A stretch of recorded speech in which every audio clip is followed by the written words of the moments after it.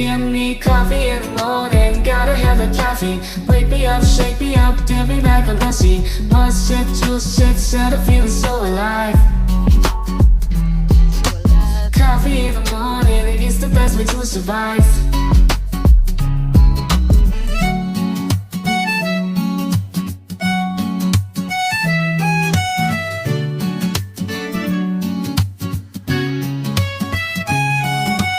Woke up in the morning, sleepy eyes yawning. Jumped out of bed, started the day, opened the curtains. Felt the cool breeze, the sun shining on my face. But something was missing, I needed my job to chase. Give me coffee in the morning, give me coffee in the morning, gotta have the coffee. Wake me up, shake me up, dip me back a pussy. 1 sip, 2 sips, and I'm feeling so alive. Coffee in the morning, it's the best way to survive.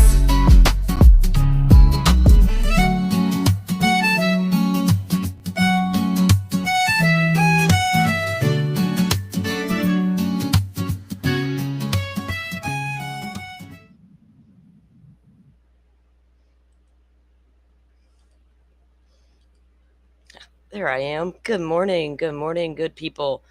Welcome in, everybody who's coming in to join us this morning. I appreciate you coming in and being here with us. Let me get the chat pulled up so I can see who's in here yet. We may not have anybody in here yet. Maybe too early. Forrest, my man, welcome in. I know you got a few errands to go take care of this morning, but we appreciate you coming in here and telling everybody good morning. And yes, y'all, please take a moment to hit the like button if you haven't on your way in. We do appreciate it. Our little channel is just chugging right along over here, and this great little community that's backing us, we do appreciate all of it. We got a lot to talk about today, guys. Took the day off yesterday and kind of went down a couple of little rabbit holes working on a few things to present to you guys, and some other stuff started happening in the cases we're following, so we're going to do a little pivot today and do a case update show on a couple of those cases we're watching, and then we'll pick back up into some more exclusive coverage of more specific things. But we're going to get going here soon. Welcome in, everybody. Grab your coffee, your tea, whatever your morning vice might be. No judgment. It is what it is. Some days just be like that, right? Good morning, Tricia. Welcome in. Appreciate all you chatters coming in. Believe it or not, YouTube likes all of that. It helps out the channel. It helps out the stream. It helps us all out. But part of the conversation is what we like around here. So thank you guys who do come in and join the conversation. Do appreciate it. I love looking at all your thoughts and comments and talking about them as well. So a few things have happened in the cases we are following. So in the Koberger case, they do have court tomorrow on the non-dissemination order that Karen Laramie and other family members have now filed against the county, Latah County. That's a legal battle. It's all there is to that. And right now the law is not in their favor, right? So we'll have to see how that plays out and how that goes tomorrow. We do have an interview with the attorneys who will be arguing that for them tomorrow. We'll take a look at that. Also, the defense and the prosecution have now filed their responses to the court's order on the non-dissemination order, unsealing the gag order. The first, what was it, 45 documents, I think, were in the first batch.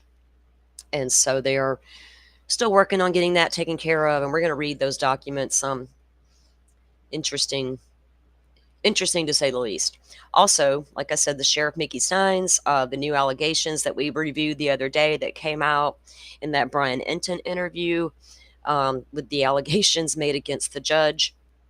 Now, Mickey's attorney has come out and spoke in an interview. We'll take a look at that as well. Most of you know with the missing baby Emmanual, his parents were finally arrested. It appears from reports that baby died at least 9 days before they were ever reported that he was missing. And I just learned a few minutes ago from a good friend of mine on X that there is going to be a press conference in that case today. I think it's going to be around noon my time, but we're going to keep an eye on that while we're live so we can get caught up on the very latest with that. And boy, guys, social media streets are a dangerous place to be. They're not dangerous. I'm sometimes when I look at what's out there, like right now, even as of this morning, I can't get behind all that. And I know a lot of you can't. And so I'm going to reiterate it again today on this channel. My mods already know what to do. If you want to come in and have an open conversation, that's fine. If you want to come in and say, well, I'm not so sure BK is the guy, that's kind of fine too, as long as you're not being rude and insensitive to victims and you got an actual thought that might have a conversation around it, right? If you come in hot with what you're hearing on all these pro burger channels, it's not welcome. Because this is not my first go at Idaho 4. I've read every single document too. I've watched every single court hearing too. I don't need to be educated on what documents say. I don't need to be educated on what was said during a court hearing. I might can educate you, not y'all, but the people. And then there's some streamers out there that are now commenting on the Haro case saying, well, there's no body, there's no proof. What the fuck? Excuse my language first thing in the morning. Excuse me, ma'am. He confessed. Oh, there we go again with them false confessions, right? I can't with that shit. But if y'all want a good laugh and you want to see somebody come back hard at people that you don't got to even do anything, just sit there and eat your popcorn and laugh, go to X and find Mask Guy on Twitter. He gives them people hell, and it's, I think me and Publicly Buzzed quite enjoy the show over there. So we're going to get on with our show here. Good morning, sweet friends, Tricia says. Yes, yes, yes. All of you for coming in and just chilling and hanging out with us. While we unpack all this, wow, sometimes this stuff is just downright devastating, right? But true crime, we chose it. I chose it. Yeah, Forrest, I think it's going to be at, hold on, I'll look. Well, first I didn't want to pull this down until I actually showed this, and then we're going to look at this. Let me pull the screen up, and I want to share this, guys. This was a couple of days ago from the sheriff there in San Bernardino. Let's see if this is this the right one, or is this it? I think that, oh, it's showing it twice. Okay, so this was on the X, on their Twitter page that they posted a few days ago, right? Update: parents of Emmanual Haro arrested at their Cabazon home and booked into the custody for murder. August 22nd, 2022, 2025. Incident PC 187, murder. Location was the 50,000 Romano Avenue. Guys, before I forget, because I can't see it on my end, I do have a poll running. You guys let me know what you think's the best time for you guys. I don't like going past 9 a.m. I mean, I can go at 10 a.m. Central, but I got things to do in the afternoon, so I try to get, I like doing the daytime, but I also want to be mindful of you guys' time as well. So if y'all want to take a vote, drop your vote there, please, and give us some feedback. I appreciate that. Okay. The victim, Emmanuel Haro, a 7-month-old infant out of Cabazon, California. Suspect 1 was Jake Mitchell Haro, 32, and suspect 2, Rebecca Renee Haro. Summary: the investigation began on August 14, 2025 as a reported kidnapping at the Big Five in Ucapa. The San Bernardino, why can I not talk this morning? Y'all know I do that all the time. Bernardino County Sheriff's Department immediately dedicated all available resources to locate 7-month-old Emmanuel Haro. During the investigation thus far, numerous interviews have been conducted, search warrants have been served, Digital and electronic evidence has been collected and closely analyzed. Well, were either one of those phones out there where he took you on the little wild goose chase, I wonder? Based on the evidence, investigators determined a kidnapping in Yucapa did not occur. It is believed Emmanuel is deceased and the search to recover his remains is ongoing. Arrest warrants were obtained from the Riverside County Superior Court on August 22, 2025. Detectives from the San Bernardino County Sheriff's Homicide Detail Specialized Enforcement Division arrested Jake and Rebecca at their residence in Cabazon for PC 187-murder.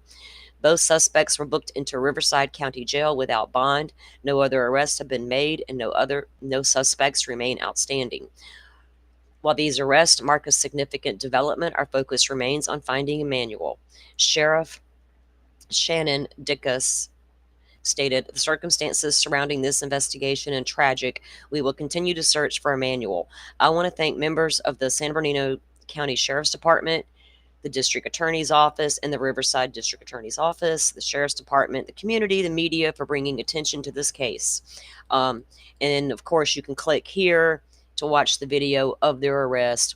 I've seen it. I think most of you have seen it, so we're not going to waste our time watching the two get arrested, although slapping them in handcuffs was the least that could be done to them at the moment, right?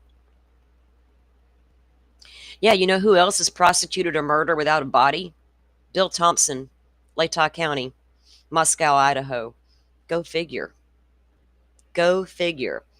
Prosecuted and successfully prosecuted that case without a body.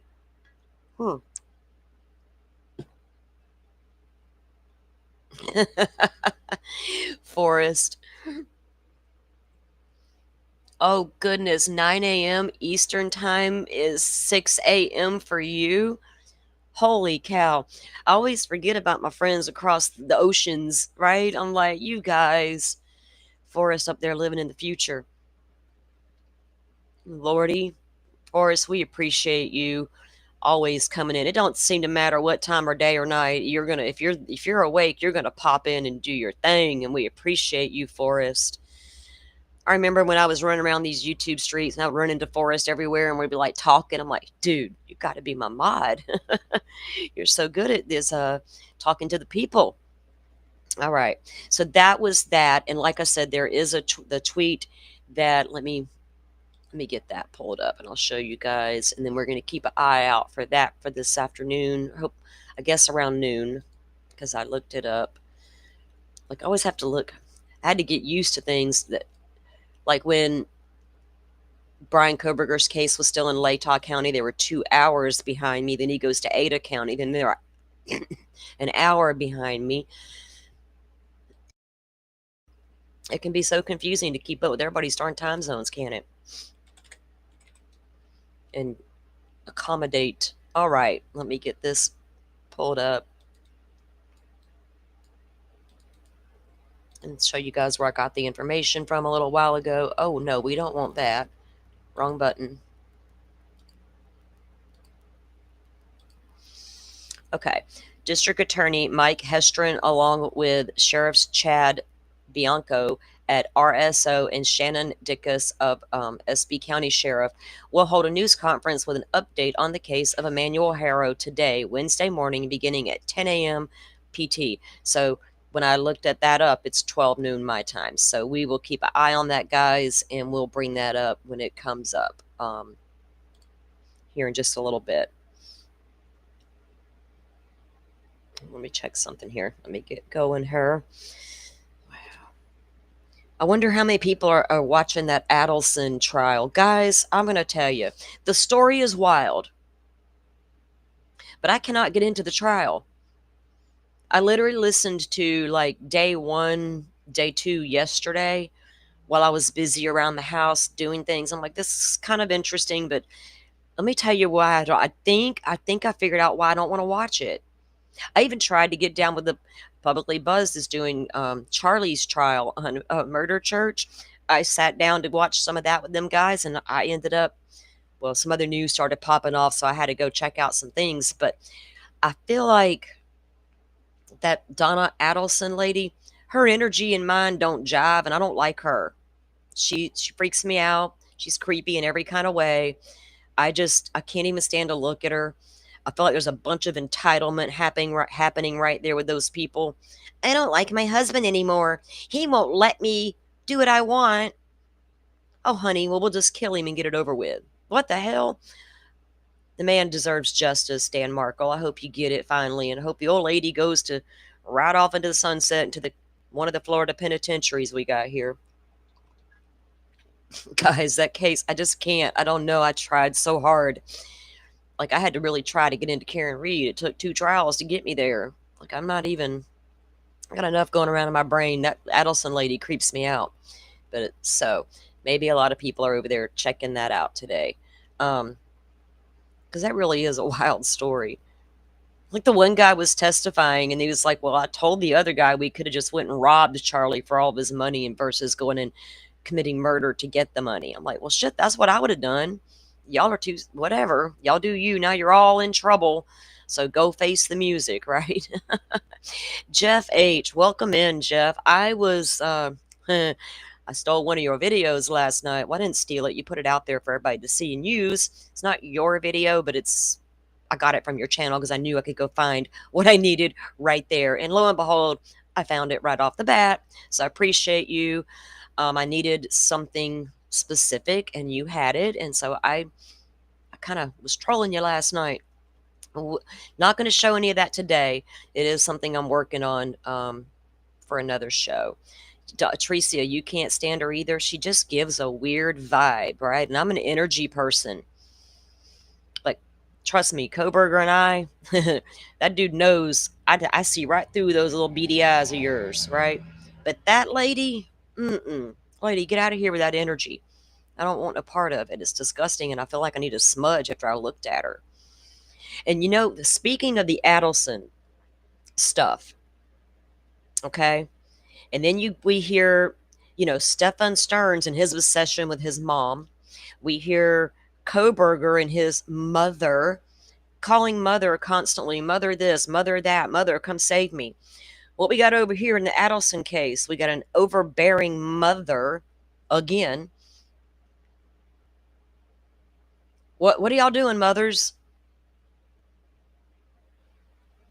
I never wanted to raise a boy and let him get 18, then turn him loose on society, right? I never wanted to be that mom. I did my best to raise him. He just wouldn't listen. He's 18 now. Y'all have him. Have at him. Oh, I'm scared of men nowadays. I've got the damn mamas to look out for. But come on, y'all. Wake up. Don't be that mama. If your baby's got a problem, talk it out. Don't ignore it. Don't pretend it's going to go away one day, right? He'll grow out of it. Or she can just be just as manipulative and murderous as the men. Good morning, Carrie. Welcome in. Welcome in. I'm just noticing this weird thing with society lately in these cases that pop off, and there's always a mother in the picture somewhere. It's like, ladies, sit down. Your child might be better off if you just sat down for a minute and just shut your mouth. You can't choose what your babies do once they become adults. You can just hope for the best like the rest of us. We hope for the best. Karen Reed is worse than Donna. Yeah, I don't know. Like, Karen Reed's a little weird too, but she likes to talk, that's for sure. But it didn't hurt her, did it, in the end? So we're going to let that one go. And people still over there fighting about Karen Reed and all kind of weird stuff happening that I don't even know, and I don't care. I haven't looked. I scroll right past it on the X. I'm like, why are y'all doing this? What's happening here? We can't let it go. We can't move on to the next case. The money train might run dry. What's happening? I don't get it. All right, we're going to start off today's show with this news clip I'm about to show you guys. And and a lot of I've got a lot of new viewers lately, so I don't know a lot of you follow this particular case, how far you went with it, or what your personal thoughts are with the case or the parents. I'm not here to discuss these parents because I'm really over this guy that's about to talk. I'm over him, but at the same time, I understand him. This is not about these parents. This is about Sebastian Rogers. Y'all, parents can feel whatever way they want to about each other. I don't care. I didn't live in their house. I wasn't a part of their marriage or their divorce. I don't freaking know what Katie endured, what Seth did. I don't fucking know and don't care. I only cared about Sebastian Rogers. And it got so messy and nasty thanks to, these YouTube streets. But it's been 18 months since that child's been missing and no sign of him anywhere. I held out hope because I know how long Elizabeth Smart was missing before the child was found. I know how hard the public went after her father and directly accused the man to his face of killing his child. Ed Smart never harmed a hair on his child. Not one time. But he was sure accused by the whole freaking world of harming his daughter. And then lo and behold, 9 months later, she was found. Okay, so I held a hope that we would find Sebastian like that one day. But so far okay. Now, can I blame Seth for what he's doing right now? No, I can't. Like I said, I'm not here to discuss all that. I just want Sebastian found, and it makes no sense to me why he hasn't, why no good information has ever been shared, why the FBI hasn't went harder, why if they have him walking in the neighborhood that night, release it. Stop it. This was my biggest complaint with the TBI. Y'all are not giving out information that could help find this child. What, you don't want to scare the suspect away because you might have a car on a camera that you can't even fucking tell what kind of car it is? So what? So what damage you going to do by saying that out loud? None. Because obviously you can't find the car, which means you can't find the child. So whatever. I'm going to go on a whole tirade and I'm going to be calling up TBI wanting interviews here in a minute because I need answers that they are not willing to give. That's where the people should be focusing their energy on, is law enforcement. Not a shady parent. And I didn't like the way she looked. And she touched her freaking eye. She's guilty as sin. I've never lost hope. My son is missing. He is not dead. 18 months later, and the mystery remains about what happened to this young man, Sebastian Rogers. The now 16-year-old seemingly vanished from his Hendersonville home in February of 2024. Patsy Montesino spoke with Sebastian's father, who is keeping the faith his son is still alive. I want answers. Where's my son? This father's love keeps his efforts to find his son going. Sebastian Rogers went missing in February of 2024. I've got a lot of memories of my son, but I'm not done making memories, and that's the point. During the first few weeks, there were massive search efforts looking for the autistic teen. But as time passed, they stopped. Now his dad, Seth Rogers, feels frustrated with law enforcement. He says they're not doing enough. Nobody's been arrested, and my son hasn't been found. That's why he's standing outside the Sumner County Sheriff's Office. So I can look at that window, so I can see them if they come out. Joined by other supporters. I am part of Team Sebastian. I just want answers. The community deserves to have answers. Demanding another agency like the FBI get involved. I reached out to the Sumner County Sheriff with these concerns. In a statement, he said this is an active investigation. He says they continue to follow leads and coordinate with the FBI and TBI. He asked you to share the official Amber Alert poster and call them with any information as quickly as you can. I think about Sebastian every single day, and it has gone on for way too long now. When we reached the 1-year anniversary, I couldn't believe it. And the fact that we're almost 2 years into it is so sad. Those outside the office hope that by showing up, they can bring more attention to Sebastian's case and find any information that may lead to him. I've never lost hope. My son is missing. He is not dead. Seth says he will stay outside until at least Friday. I haven't left. Don't plan on leaving. I want my son found.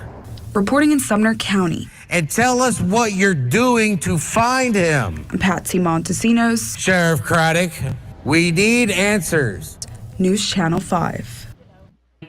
Understanding in my experience has gone.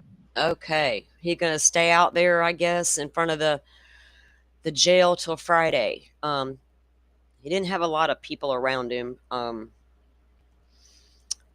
don't know what that investigation's doing, where it went. Apparently, he disappeared into thin air. Like, walked out the front door and just poof, he's gone. Just like Elizabeth Smart. But it turns out a man entered the home and took Elizabeth Smart right out the door. Right out the damn door.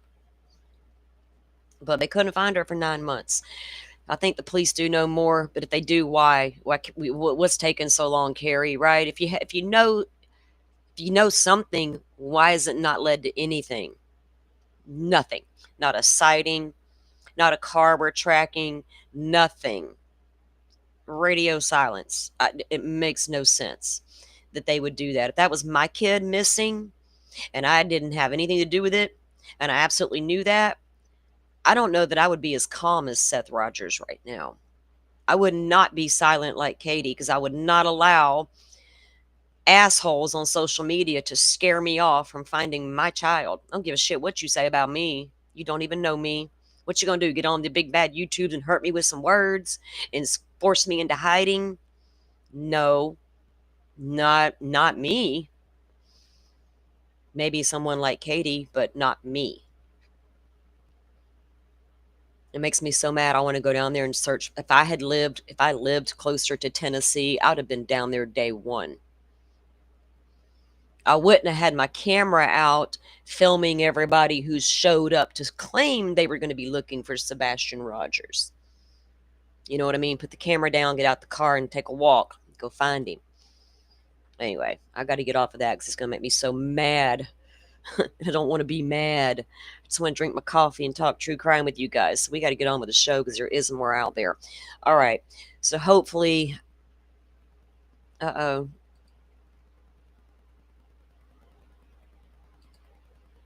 Something just weird happened behind my scenes here, guys. I hope you guys can still see me. It said the camera wasn't working. I'm like, what? What are you talking about? Oh, I think it was my phone was trying to connect. Anyway, it is a sad case that needs answers. My God. I mean, because look, I've lost a child, but I know where my child is. I don't know that I could live with the not knowing.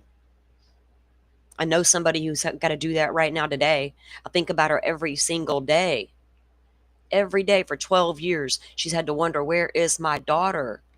And she's still wondering today, and so am I. Hopefully we'll be getting her on here soon enough to talk about that case, because we need eyes and ears on cases like that. Cold cases gone. People who how in the world can someone go missing this day and age, never to be seen again, with the digital footprints and cameras everywhere? You know what I mean? That's our first thoughts, was there's cameras and digital footprints everywhere. How does this happen? I don't know if we'll ever know answers on how these things happen. You know, so many theories on what could have happened to Sebastian Rogers. I know a pedophile lives 4 miles away. Did you see the boy wandering around the neighborhood from time to time? Did you make friends? Did you smile when you were at the corner store and had a connection? You take walks and you run into the boy who walks as well? Huh. I know where all of them live. It's the first thing I did when I went to the map. Got Sebastian Rogers missing. We got Madeline Soto missing. Let's jump in. And boy, did I. With two completely different outcomes. It's so sad. And now we got baby Emmanuel, right? And we got a mama coming out on the TV crying about how she was hit in the head and knocked out and stole her baby. And y'all please help me find my baby. Susan Smith style. Wonder if she Googled it. And like, this lady, well, did she not Google enough? Because it didn't work out for Susan Smith. She drove them babies into a lake because the new man didn't want babies. Damn women. Anything for a man. Absolutely anything. I cannot. Okay. And then there's men out there who will do the same thing for a woman. Absolutely anything her little heart desires, even when she walks all over me. Goodness. Society, calm down. It ain't all that. Being alone is not bad unless you're the kind of person who really can't be alone. There's people out there like that. So I need to just let people be them. I need to let people do them. I'm just saying, you don't need all that. All right, let's get on with this.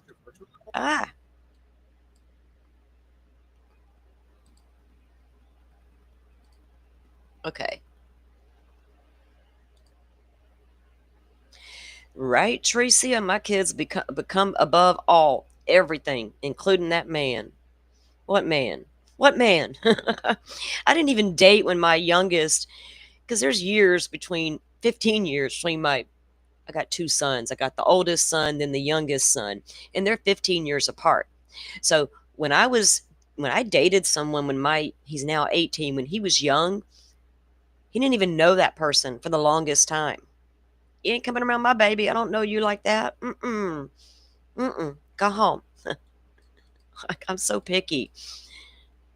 Kid come first. Everything else, just whatever. And I'm lucky, though. I'm not the kind of person who gets lonely. I get bored, right? And if I'm with somebody 24/7, they start to get on my nerves, and it gets weird. So it's better that I don't. I don't want to hurt feelings for no reason. Like, it's really not you. I just need to be alone for a couple of days. It's just the way I roll. Hey guys, thanks so much for checking out my channel. Please click to subscribe. In this episode, I have exclusive new information about the baby Emmanuel murder case out of California. Baby Emmanuel's father, sources tell me, Jake Haro, told a fake inmate in the jail that he killed baby Emmanuel and put the baby in a trash can in his house. Let me repeat that again. Sources say that Jake Haro told a fake inmate in the jail that he killed baby Emmanuel and put the baby in a trash can in his house. Now, a fake inmate, there's a name for it, and it's an absolute procedure because I had to go Google it.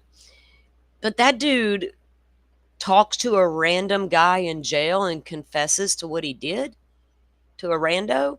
Do criminals honestly think there's honor among thieves, right? Like, oh, well, you're a criminal too. We're both in jail. I can tell you everything. I know you're never going to tell anybody, right? What? Yes.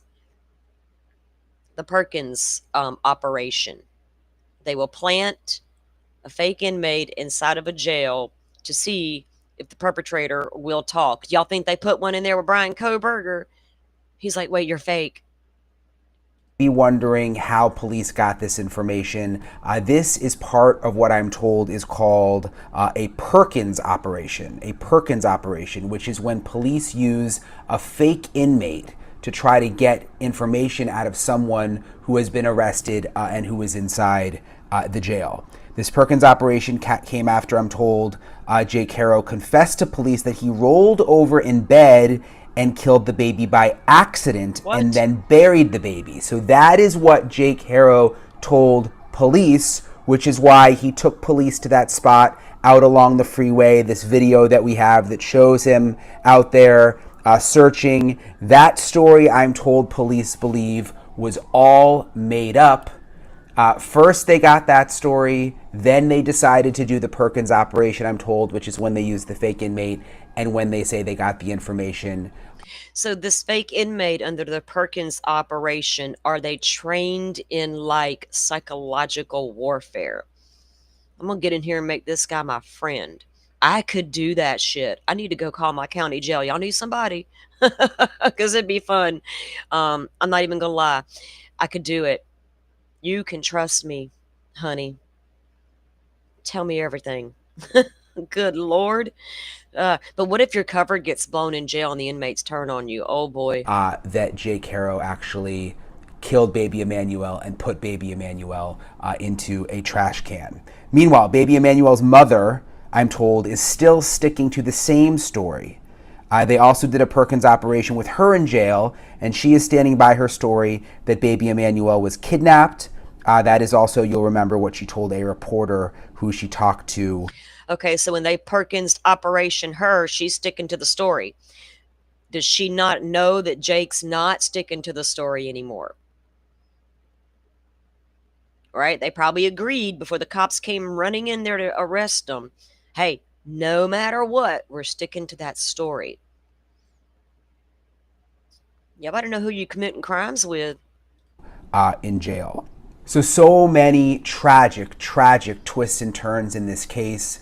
My big concern right now is that if this story is true, that police allegedly found out about through this Perkins operation, that he killed baby Emmanuel and put him into a trash can, and that it may have been up to 3 weeks ago. 3 weeks ago. Will they ever actually find baby Emmanuel? I'm joined now by Kim Dagonia, a former Riverside County prosecutor. Thank you for joining me again. Hopefully today when they have that press conference, they'll have more about, look, if the guy's talking, right? Oh, I put him in the trash can, I rolled over on him, killed him on an accident, put him in the garbage can. What the hell? Oh, no, wait, we buried him. He also tells the police that he went to bury the baby so he could go back and mourn for his child, and he'd know where he was at. So if you're out there telling all these stories and lies, you're going to tell the truth eventually. We put him in the garbage can. We put the shit to the curb, and the garbage man come and got it. End of story. He's in the landfill. Unfortunately, that's probably what happened. Because you can't keep a decomposing body around forever because it will start to smell and cause, raise attention over there. What's going on over there at your house? If I get a whiff of something in my backyard, and I know what death smells like. I live in the country. I know what a dead deer smells like. So I'm going to compare it to that, like a dead animal type smell. I'm going to know because I live in a wind tunnel and it's going to come blowing past me. I'm going to get suspicious in a minute when I keep smelling it. I don't see the hawks flying around with the dead animal. There's telltale signs of a dead animal nearby. Kim, I want to start with this new reporting that we have, that Jake confessed to police that he rolled over the baby, killed the baby, and then buried the baby. But apparently that story was not true, right? Yes, that is correct. My inside sources are telling me that was absolutely a lie. He made that all up to the police in order to, I guess, garner some type of sympathy, garner some type of a linear charge or sentence, but he made up this entire fabricated story that he was asleep with the baby Emmanuel, that he rolled over onto baby Emmanuel. When he woke up, he realized the baby was dead and he panicked. And so he went out to the Gilman Springs area that we saw him with the police the other day, and he buried the body because he wanted to have the opportunity to go back and mourn his son's death and visit him. That was his story. That's why he was out there in his chains and his shackles, allegedly trying to lead the police to the body that was never there. Okay. It was just part of the story. The reason that we know that this is allegedly made up is because of this reporting that we have that he spoke to someone who he thought was an inmate in the jail, but it was actually what is known as, is it a Perkins operation? So it's actually a police officer who he admitted to actually killing the baby. First of all, can you explain what a Perkins operation is? Sure. We don't know if the person who was undercover was a police officer, if it's another, run-of-the-mill citizen of the community that was acting as an undercover inmate. We just know there was another body in the jail cell pretending to be an inmate in the same inmate clothes as Jake Haro, shackled in the same manner in which Jake Haro is. And they begin to ask questions while being recorded to Jake specifically about the charges and why he's in there, in hopes that he will admit whatever really happened to baby Emmanuel to these. Hey, Carrie, has that been confirmed anywhere they found blood, or is that because I haven't watched all the news clips. I'm just not consuming this case to that capacity, and I haven't watched one YouTube live stream about it because of Sebastian Rogers, right? And I saw the people that were trying to cover this were the ones that covered that. I'm like, no, thank you. I'm out. Peace out. So I don't know that they found blood in the house, then did it match the baby? Because that's probable cause. So I don't know where that even came from. If you can link me to where that came from, like, do they know that for sure? Is that just a rumor on the streets? That's what I'm not sure about. Fake inmates in custody. And it's called a Perkins operation. These types of investigative tools have been going on for decades in agencies and district attorneys' offices across California. It's a very standard and typical investigative tool that you see the sheriff's department use in many different cities and counties across California. Is it controversial at all doing that? Yeah, it's been very controversial. I think Orange County District Attorney's Office was at the center of a lot of the controversy a few years ago. From that came a much tighter rein on how these are conducted. You know, the Riverside District Attorney's Office, from my understanding and my experience, has gone to great lengths along with the Sheriff's Department to make sure that they are following and articulating the legal analysis and following the law as they conduct these operations. It's very specific, and in my experience, they follow the law in using this tool as an investigative means to get a confession out of many defendants over the years. So this was a fake inmate who he told reportedly that that he killed baby Emmanuel and then put baby Emmanuel into a trash can. I'm just thinking about waste management and all the trash cans and the landfill. I mean, it sounds like this could be very difficult in terms of finding his remains. Yes, that's the sad part of all of this. That is correct. He did confess to these, we will call them fake inmates, that he did kill baby Emmanuel and that he threw him in the trash can at his home approximately a week before Rebecca Haro even stated that the baby was missing. So baby Emmanuel's been missing for quite some time. And as a result, Waste Management, from my understanding, has told the Sheriff's Department it would be nearly impossible to determine which Waste Management truck took the trash, which bin it was in, and which landfill this particular trash can would have gone to. Why? No, which landfill it went to should be pretty easy to figure out. But what, maybe if y'all switch trucks up, I got the same garbage man every day, every time. Same time, same day of the week, same truck. Now, they may shuffle their trucks around and do different runs here and yonder, whatever. I get it. If it's a 3-week period and you don't know a date, you know, a block of dates, maybe. But your zoning and where you live depends on what landfill that garbage from your area goes to. Maybe they do it differently over there, but it's the chances of finding such a tiny baby, right? The bones and decompose, you know, you're gonna have a hard time. We know that they went to a landfill to search for Sebastian almost immediately, making it almost impossible that we will ever find baby Emmanuel's body. That's awful to think about. It really is. Terrible. It really is. So this Perkins operation with the fake inmate happened. Did that happen after, I'm assuming, the after he lied and said that he buried the body? Yes. Okay. So that was really just a wild goose chase out there. It was 100% a wild goose chase, from my understanding. Wow, that's got to be frustrating for law enforcement. Oh, for sure. And it goes to show you Jake Haro's mental status, right? The level that he will go to not only kill an infant, but the great lengths he will go to cover it up. And well, honey, we saw what he did to the other baby. He damn near killed his other child. That little girl's quality of life today is only because she's got a loving soul to protect her and raise her. Create this fabricated life. He's a sick bastard who don't want to go to jail like Stefan Stearns. But we can stop sugarcoating shit today. I'm so over the sugarcoating of everything. The man's a monster. He's selfish and he don't want to go to jail. He's going to stumble in there and get hurt. I don't even care about her. I can't stand people who harm children. And not once, but twice. And here, go have some more.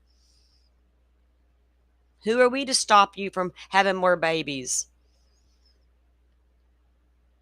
Who's stopping the people, the powers that be, from locking the guy up the first time he harmed his child?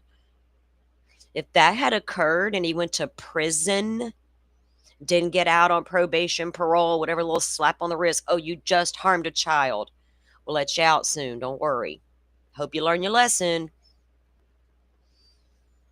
When's society going to get mad and stop it?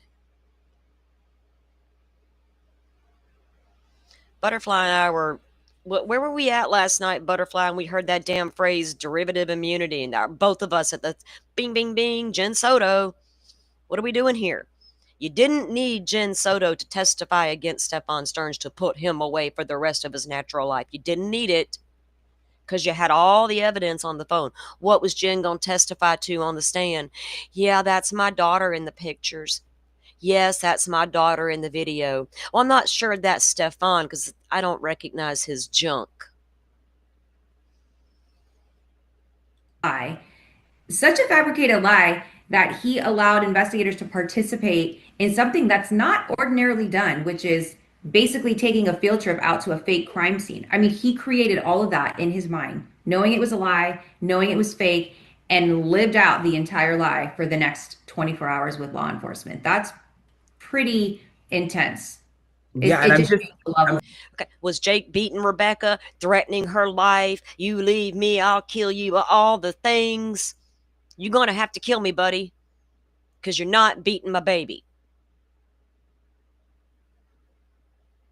One of us will die today in this house, but that right there ain't fixing to happen.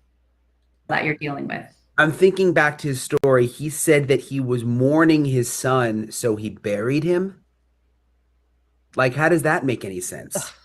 Right. He claims that from what I understand, he buried the body close to his home so that he could go back and visit, almost like a gravesite, because he never planned on telling anybody the baby was dead. Okay. So I think, is it this lady that's talking or is going to talk about how family didn't even know this baby was around or existed in some cases? I'm like, what? Is this true?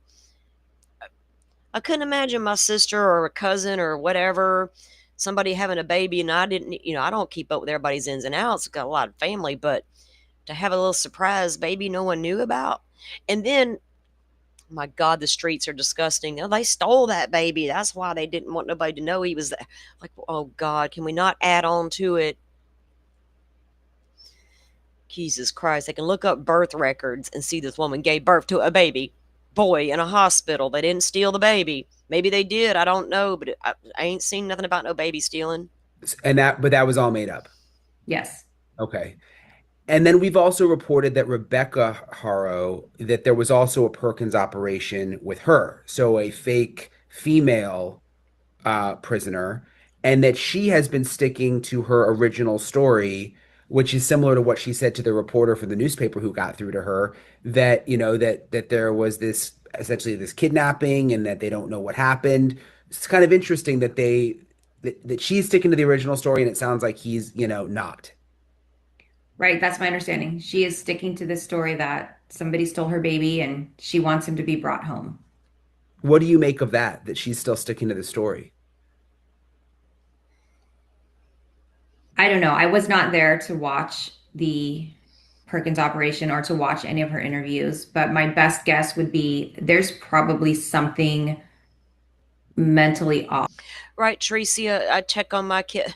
If I didn't see my grandbaby for a week and they're dodging my phone calls and all this sketchy stuff, I'm going over there. I'm in the car. I'm on the way. What the hell's happening? Right?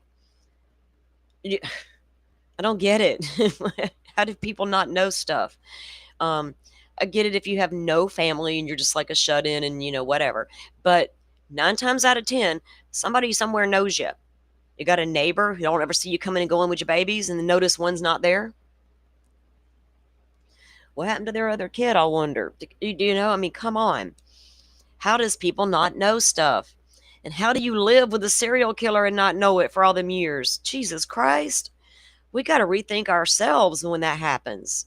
Off with Rebecca Haro. I wouldn't be surprised if in the future months we see some type of mental health diversion paperwork being filed on her, domestic violence assertions that Jake inflicted upon her.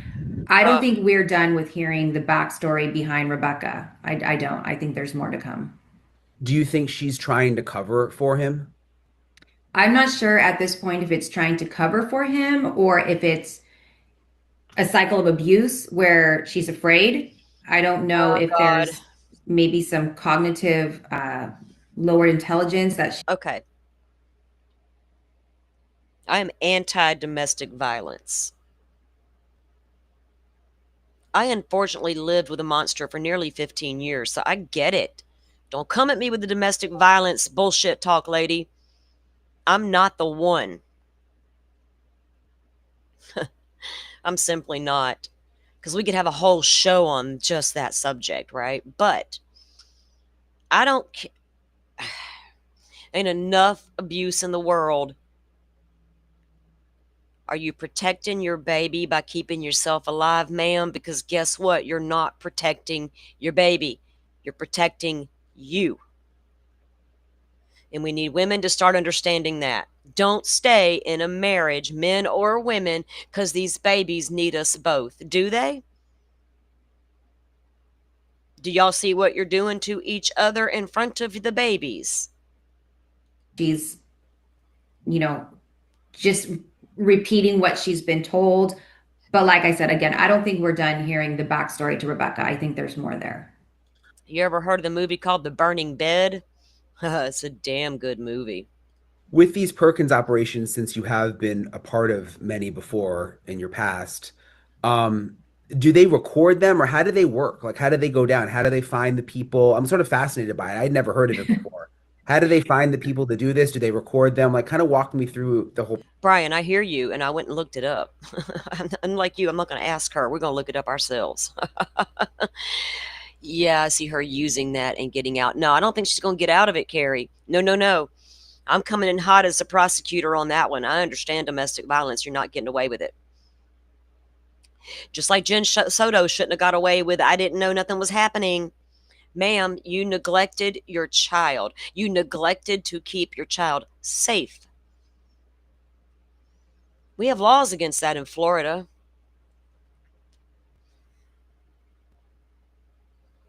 Ugh.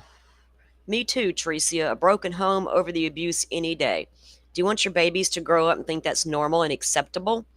Do you want your son to think that's the way it's going to be? And when I grow up, I'm doing the same damn thing to my wife. Or your daughter to think my mama took it all this time. That's what we do. Think about that when you're thinking about how you're saving your baby's home. Right? She can use it all she wants. She's guilty. You are a grown woman, and there's police out there that can protect you. I know men walk right through restraining orders. It happens all day, every day. It's sad, but true. But you can try. There's a lot of things you can do. There's a lot of avenues you can take. And I've seen it all. I've seen women who try to get away only to be tracked down and shot and killed. That's not acceptable either. There may be no right or wrong way or the right or wrong approach, but women to come out later and say, well, I was abused too. So therefore, take it easy on me. No. We can't have all that.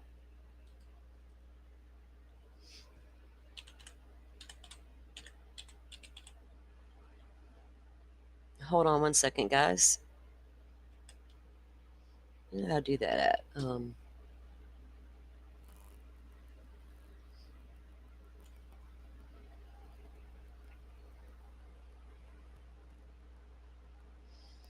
I don't know, Carrie. The jurors aren't supposed to take. Your feelings need to be set aside, right? When you're sitting on a jury. That's why certain things can come into court and certain things can't. We don't need certain things to affect the jurors, what all these things. So if I'm on a jury, though, and I got a woman sitting there before me and want me to not convict her solely because she was also abused, I have a hard time with that. Even and I can say that because I understand domestic violence. And I get being scared and all the things. You're preaching to the choir over here. But I draw a line at my babies, period.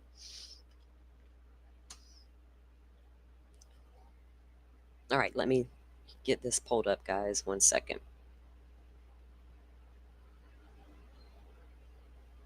Where did it go? Where did it go? Oops. Okay. I wonder if this is anything like, well, it's not, but first thing that popped into my mind was the read technique. I'm like, what? Okay, let me get this. Okay. Share my screen. We'll pull this up, and then we're going to move on in a minute. We'll keep an eye on that press conference, too. Get out of here. All right. Perkins operation. Tactics used in undercover interactions. In the United States, it is permissible to place an undercover police officer in the jail cell with a suspect. This tactical move is rare and launched only for serious crimes, and it takes place before any charges have been filed. Interesting. This tactic goes under the name Perkins operations, from the case ruling that if an individual speaks freely to someone whom they believe is a fellow inmate, it is allowed to take advantage of their misplaced trust. See Illinois versus Perkins, 1990. In this study, we examined 22 Perkins operations, 60 hours of secretly taped interactions in the cells, and we describe and categorize the different approaches and tactics that the undercover officers used based on the descriptive analysis. We conceptualize 2 pathways to inform elicitation, direct and rational, and explore the undercover officer's use of risky interview tactics. What kind of risky interview tactics? Court challenging kind of risky? Oh, wow, I gotta do a whole ass show on this. The findings suggest that undercover officers use 4 broader approaches to establish relationships and gather information, and we are able to identify only a few instances of risky tactics in this sample. The relevance of the findings for human intelligence gathering and counterintelligence are discussed. In an undercover jailhouse operation, typically referred to as Perkins operation, a UC officer poses as fellow inmate and interacts with the suspects in a jail cell to surreptitiously gather information that might advance an ongoing investigation and or to be used in the evidence in court. In this study, transcripts will be analyzed of the verbal interactions in the cell between the Los Angeles Police Department. Oh boy. Back in the day, they had a hard time in the LAPD, U.S. officers, and the suspect. 2 issues must be acknowledged before proceeding. First, Perkins operations involves a host of ethical issues. Oh boy. Although these issues are not at the core of the present examination, it is important to assess that what extent it is possible to identify coercive and deceptive elements in the interactions. You mean like no entrapment? As well as indications of the production of unreliable information and false confessions. These issues are addressed at the end of the article. Second, given the secrecy and rarity of those operations, assessing their effectiveness with inferential statistics is challenging. For this study, several attempts were made to explore the relationship between the UC officer's behavior and the information disclosed by the inmates. The officer's behavior. I'd like to hear some of these tapes. Are they embedded in this somewhere? However, we are unable to find any reliable statistical relationships. Nevertheless, this study still offers new insights into the behaviors of UC officers. We shed some light on what Perkins interactions can look like. Wow. The name comes from a Supreme Court ruling. The background was that a man, Richard Stevenson, was murdered in East St. Louis, Illinois. The murder was unsolved until March of 1986, when an inmate, Donald Charlton, convinced the police that his fellow inmate, Lloyd Perkins, had confessed to the murder, or for the murder to him. When Charlton approached the police, Perkins was in jail in Montgomery County, Illinois, pending trial on a charge unrelated to the Stevenson murder. The police decided to initiate an operation where Charlton and a U.S. officer were placed in the same cell block as Perkins. Charlton and Parisi posed as escapees from a work release program who had been arrested for burglary and would try to elicit information from Perkins about the Stevenson murder.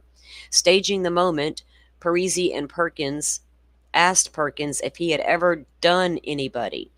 Perkins affirmed this and described at length the murder of Richard Stevenson. For obvious reasons, Parisi did not give Perkins a legal rights advisement, i.e., his Miranda rights, before the conversation. Perkins was charged with Stevenson's murder, but before the trial, he moved to suppress the statements made to Parisi in the jail. Initially, the appellate court held that Miranda versus Arizona, which is the Miranda rights law, suspects that are reasonably likely to result in an incriminating response. However, in June 1990, the Supreme Court reversed the appellate court's decision. The Supreme Court held that a UC officer posing as a fellow inmate need not give a legal rights advisement to incarcerated suspect before asking questions that may result in an incriminating response. Like if you're a plant, you're going to like, hey, let me read you your Miranda rights, but I'm not a cop. Now, will you answer some questions for me? Basically, it was held that the legal rights advisement doctrine was not relevant for this situation, as the essential ingredients of a police-dominated atmosphere and compulsion was lacking. Differently put, it was ruled that coercive atmosphere is not present when the incarcerated person speaks freely to someone they believe to be a fellow inmate, whom they presume or assume is not a state agent having official power over them. According to LAPD officials, Perkins operations have been conducted within the LAPD since 2011. Between 2013 and 2017, the operations have been done in collaboration with Major Crimes Division, and an estimate is about 50 Perkins operations have been conducted during that time. These operations are large undertakings and used only for serious crimes, such as homicide and serial arson. When available, evidence is weak or lacking. So what we had weak and lacking evidence in this case, obviously, with the Haros. Only experienced prosecutors handle the outcome of a Perkins operation. Oh, we need the experienced prosecutors because the law might get challenged. Handle the outcome of a Perkins operation, and each operation consists of several phases: the arrest, transportation, booking, and interaction in the cell. Yeah, that special prosecutor needs to make sure everything was on the up and up, or else we're in trouble. The approximate success rate of these operations, as estimated by LAPD officials, is 75 to 80%. The meaning of success in this context is that some new information was elicited during the interaction in the cell. It should be pointed out that a Perkins operation might result in information that exonerates the suspect or someone else. So far, at least 6 operations have resulted in exonerating information. It also important to acknowledge that Perkins operations are not only conducted to collect incriminating information from suspects, they can also be conducted with a witness who might sit on crucial or critical information about a past crime. That's super interesting. Never mind. I had a thought about a case I know of that I'm like, we need to implement some of this. Goodness, I need to make a phone call. LAPD Perkins operations are approximately even distributed across suspects and witnesses. Hence, we will use the term inmate to denote the person in focus for the operation. The inmate could either be a suspect or a witness. The officer is always of the same gender as the inmate. The term Perkins operation will be used when speaking about the totality of the initiatives taken for all phases and Perkins interactions to denote the communication. So here they go into placing an undercover interactions in the context, approaches used during the interactions. This is really interesting to me, guys. My legal brain is just like, whoa, I'm going down a rabbit hole. What else y'all got? We got the Reed technique. We got the Perkins operation. What else are we going to learn? The present study. So they're doing this, I guess they were doing a study to evaluate the effectiveness, right, and the validity and what this will hold up in court. Methods and results. The sample comprised 25 transcripts of audio recorded jailhouse interactions conducted by the LAPD between January of 2016 and February 2017. All interactions were recorded by wiretaps worn by the police officer posing as an inmate.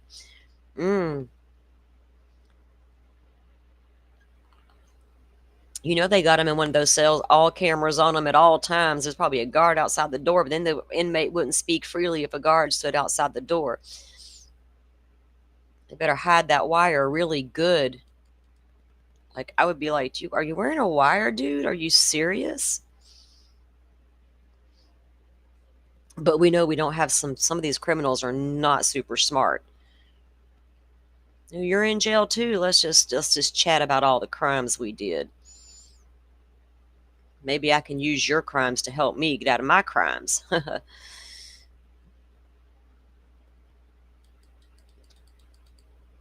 So they go on about the transcripts, elements of the interaction. This is a super interesting article, guys, and it looks like it goes on forever, and we got a lot of other stuff to read and cover.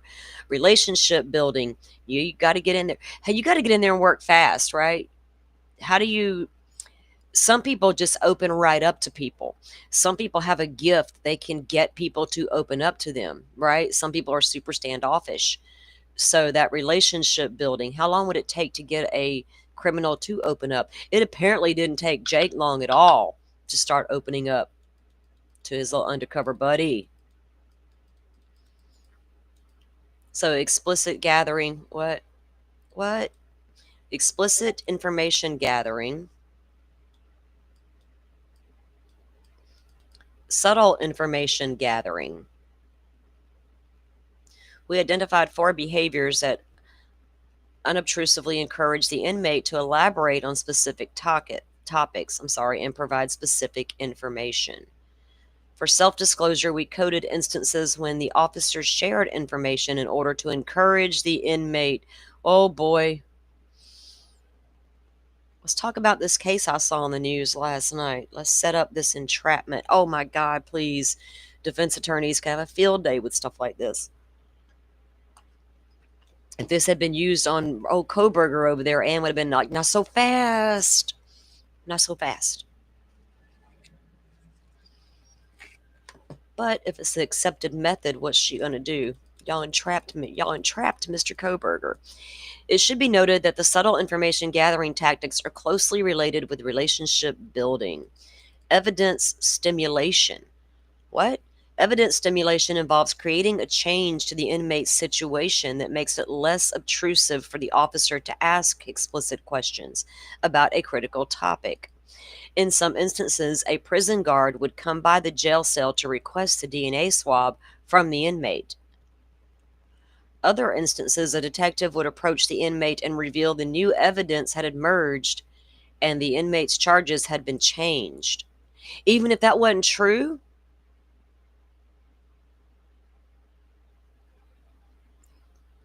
Joe Schmo, we got another show to do. We are so critical of stuff like this. I cannot help it. I'm sorry. I know it was used to get some information out of Haro, but Jesus Christ, I see legal flags flying everywhere. Moreover, in some instances, the inmate and the officer would be separated, and then when meeting again in the cell, the officer would disclose to the inmate that they had overheard someone discussing details about the inmate's case. Oh boy. In accordance with these observations, we divided the evidence stimulation depending on whether it was the UC officer. And if you sit back and let folks talk, they tell you a lot of things if you just listen. During the investigation into the Sebastian Rogers case, there were people on the internet that would talk, and I would just listen. While everybody was, you know, all these creators going after each other for, I didn't like what you just reported. I'm listening to all of you. Which one of you's got Sebastian?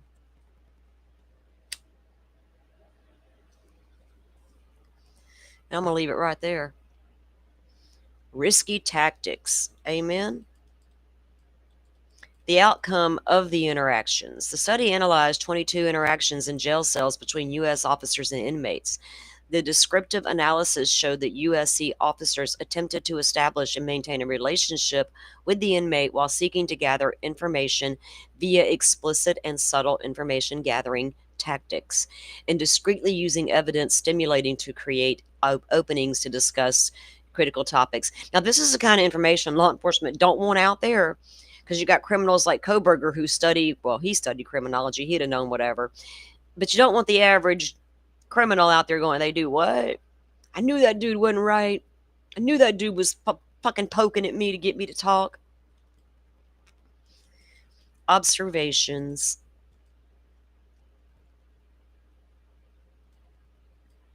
Pathways to information elicitation. During the operation, it is essential that the officer gather information by means that do not expose their true intentions.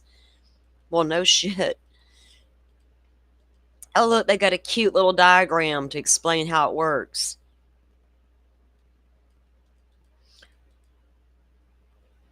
They need to have some novel background information introduced to the subject that suggests some changes to the interviewee's situation. So the cops is going to walk in there, hey, can I get a DNA swab? Hey, we got some new information or new evidence in your case. Like, even if it's not true, that's crazy. It's kind of like when we was watching the Reed technique in action when Holman was, telling Rick Allen, I know you did it. I know you did it. I know you did it. No, I didn't. No, I didn't. No, I didn't. You're going to break in 5 seconds and scream, okay, I did it, because I'm pressuring the shit out of you. If I didn't do it, you're not going to be able to pressure anything out of me. Period. I'm not saying that the bad guy cannot do the same thing, because they will. But I know me. I'm not giving in just because you are yelling at me and hurt my feelings. If I didn't do it, man, I'm going down. I ain't going to take a plea bargain either, because I'm scared the state might put me to death because they got all this weird evidence, like a knife sheath. That's all they had. Because apparently, according to law enforcement, nothing to see here with Koberger. We're going to downplay it all. He wasn't a freak. There wasn't hundreds of images of girls on his phone. No, we don't know why. A list of names? Nothing to see here. He wasn't a future killer. He just did it that one time. And we had got to him eventually because we had that car back in November. We just didn't know what to do with it. We were afraid to approach the suspect. Anyway, ethical considerations. In the United States, the Perkins operations are legally permissible. Whether they are ethically defensible is a different matter. Perkins operations inherently involve a police officer misrepresenting their identity and intentions. Many ethicists argue that deception is defensible in some situations to protect people from unjust harm, although it is generally unacceptable as it damages the autonomy of the deceived. In addition to principled objections to deception, another concern is that, unlike an interrogation room, a jail cell is a context in which inmates may assume what they say will not be used against them as evidence. How could you assume that? That's a crazy assumption if you're a criminal now. Come on. You assume because you in jail and nothing you can say or do can be held against you in a court of law. I can't decide which hat I want to put on right now, defense attorney or prosecutor.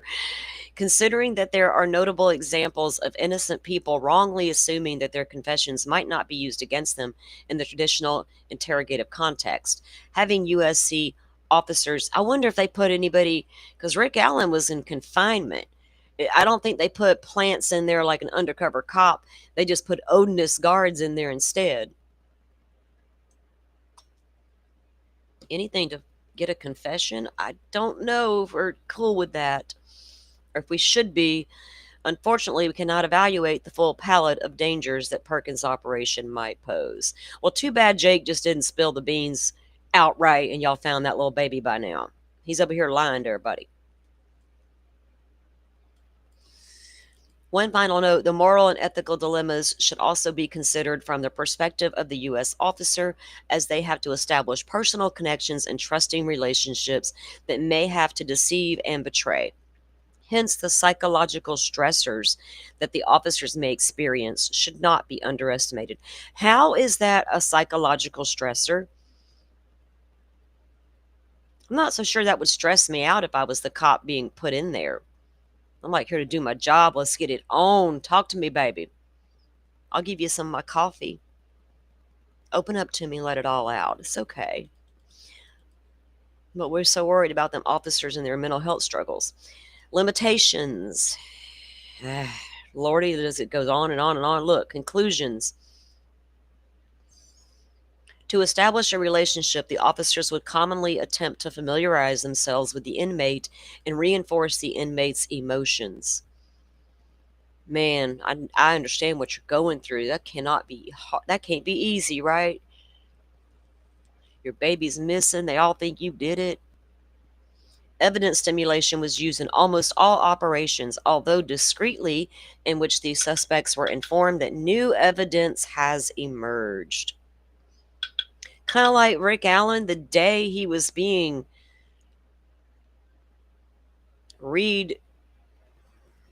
techniqued by old Holman over there, Holman already had proof from voice analysts people that was Rick Allen saying, guys, down the hill. Already? Shit, y'all were sketchy about releasing that stuff to begin with, but you already got an expert telling you without a doubt that's his voice. That never even happened at that point. But yet, that's what Rick Allen was being told. He's like, oh, hell no, that ain't my voice. I didn't say nothing. I don't know if he did or not. I'm just saying. When you see it in action, you might feel a little differently about some of it. Wow. So that was a big study that was done on it, guys. I don't know. I would love to find some of those videos of how it went down, how it works. So we may have to take a look at more of that, because I don't know about y'all, but I find that kind of stuff pretty interesting. Let me see what you guys are saying in chat. I've been talking a lot, reading a lot. Let me get caught up here. What's my peeps saying? Y'all disagreeing with me. It's okay if you are. I get you. The mental health part is probably going on with violent offenders. Yeah, you might hear things you don't want to hear, Riley, right? I mean, some of the things that get said in there are probably pretty brutal. So I could see that they would need to take care of their mental health. I mean, I'm not saying they don't need to, but it's not like it's so life-changing that they can't function outside of that. Jake was talking and making up things. Yeah, I don't think Jake wants to tell the truth. Unless the truth is he put the baby in the garbage can and the garbage men took it away, right? And that's all there was to that. Maybe we'll find out more at that press conference. Maybe he's talked a little more. Maybe she's finally cracked. They go in there and they're like, look, Jake's over here saying this and this, but you're still sticking to you got punched. Hola, baby gone. No, ma'am.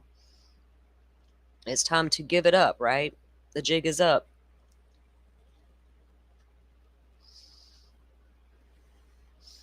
"49 degrees in Pittsburgh. My God, I would be freezing to death, people. Y'all can't. Yeah, that humidity is a killer this time of year. But today it's trying to clear up here. It was looking a little rainy this morning. And it's actually comfortable in Florida today. I got a 75-degree temperature, y'all. And my high is only going to be 86. Thank you, Jesus. I'm so used to it, it don't even bother me. I'm not looking forward to that cold weather coming. Y'all, please don't wish it my way. Y'all can wish it for y'all all you want. And y'all can actually keep it all. Okay, so let me get this next thing pulled up. Let's see here. One of my mods, y'all remind me closer to noon, in about an hour, we'll look for that press conference in the Haro case and see what kind of updates we can get out of that. All right. All right, so let's move into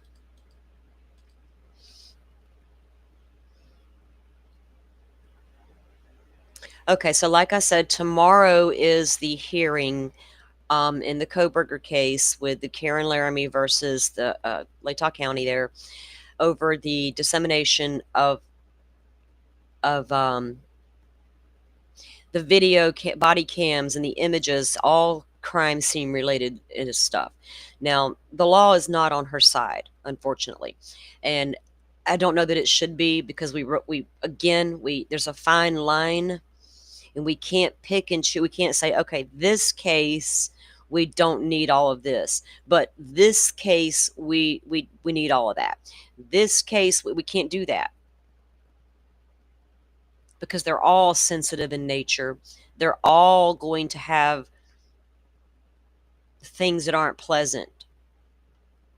And if you're a part of true crime, you have to accept that and understand it. And I'm from Florida, so our sunshine law is literally the broadest in the country. Y'all having fun with all that stuff on Stern stuff? We did. All them jailhouse calls from mom and dad, the emails, the jailhouse food orders, and all the things, stuff on Stearns. Just like Casey Anthony. 2 years dumped in our laps pre-trial. So I'm not the one to say, yeah, put the brakes on all of it and seal it all up forever. We don't need to see it. You got the guy. We do. It's part of the public record, right? So let's take a look at this news clip, set us up for it, and then we're going to go read the documents that came out as well. They are supposed to live stream that hearing tomorrow, and from a legal standpoint, I do want to watch it, so we will be here live covering it. I think there's a balance they could come up with. Of course, you're going to redact any bodies. Everybody still wants to know, where's the picture with the sheath? I'm one of those people. I don't doubt the sheath was ever there. And I know it won't make a difference to the naysayers. When they see the picture with a sheath laying there, they're still going to come up with excuses and reasons why it's there or wasn't there, when now it's there, now it's not planted, blah, blah, blah. I don't care what they say. It's not about that. And we need to keep that in mind when we're talking about sensitive subjects. This is not the only case where sensitive material will come to light. And if Brian Koberger hadn't taken a plea deal and copped out, because mother would have been so affected, we'd be at trial right now, and everything they're trying to keep out of the public would be shown in a courtroom to the entire public. You couldn't stop it from happening. That's the whole point of the trial. So if I was willing to sit back and see it all at trial, I need to still evaluate it all now. Because for some reason, state of Idaho is downplaying Brian Koberger, and I don't like it. Forcing the families to relive this tragedy all over again. Are the families right not to want any more images of the crime scene released? Joining me now is the attorney for the families, Leander James, and attorney Randy Zellin. Thank you both for being here. Leander, I wanted to ask you, because last time I talked to you, you had just won the emergency injunction. So you initially, I thought, it was going to stop any additional crime scene photos or videos from coming out. This body cam video, which I just showed, they also went into the house. We didn't show that on News Nation out of respect for the families, but a big chunk of the body camera video was in the house. Honestly, the body cam video that we've seen from in the house so far, if there was a body, it was blurred out. I didn't see anything that was out that I haven't seen in other crime cases. Were you surprised to see that released after your emergency injunction, Leander? No, and I'll explain first. Thank you for having me and allowing me to speak on behalf of my clients, and thank you for not showing those images from inside the house.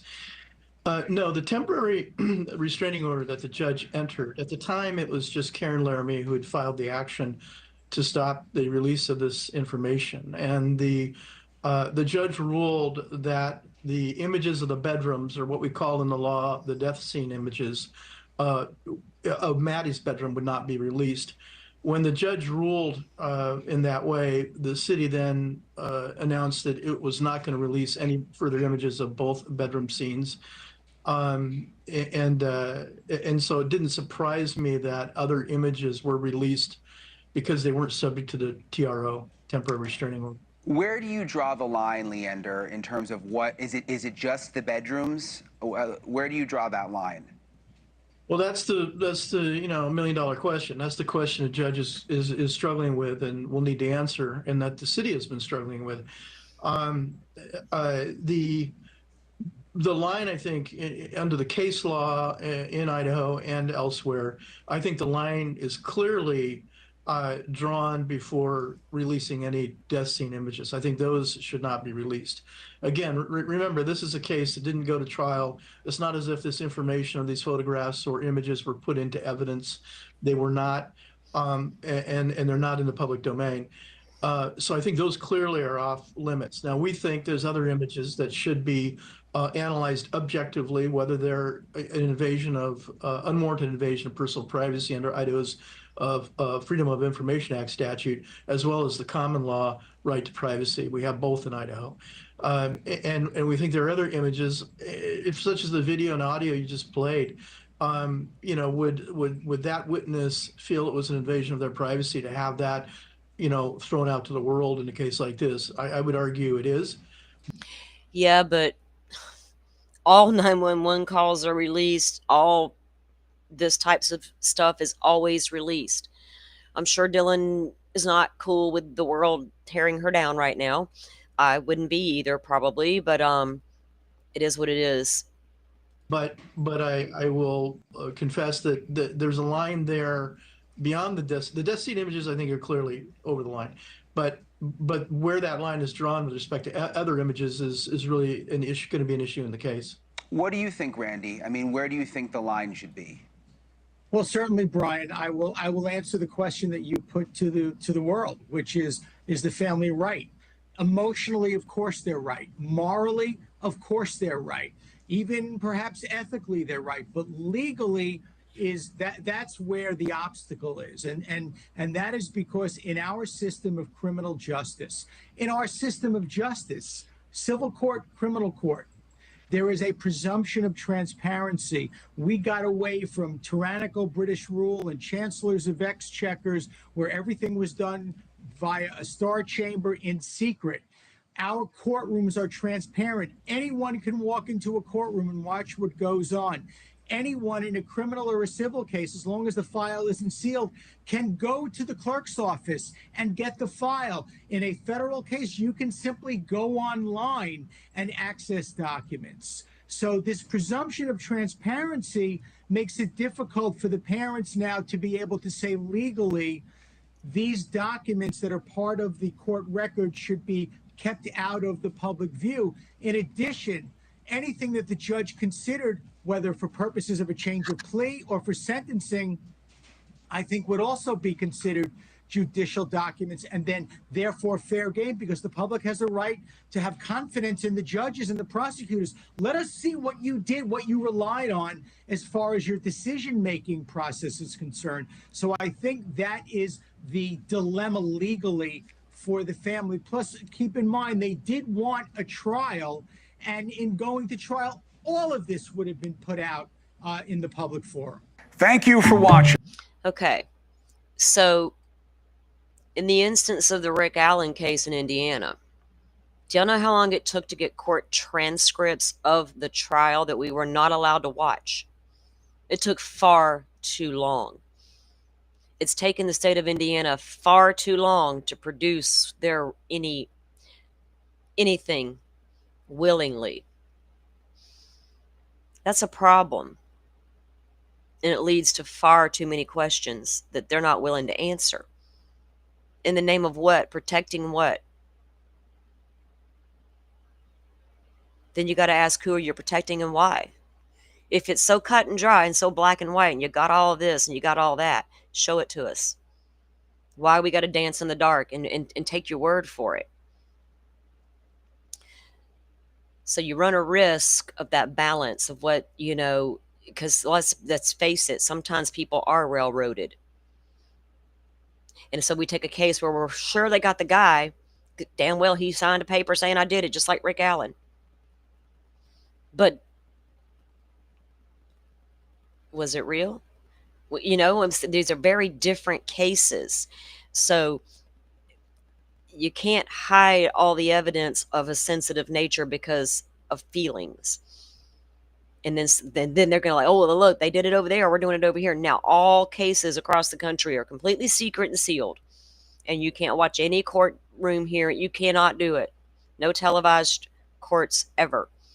Boy, court TV would go downhill today. All ratings would fall slap off.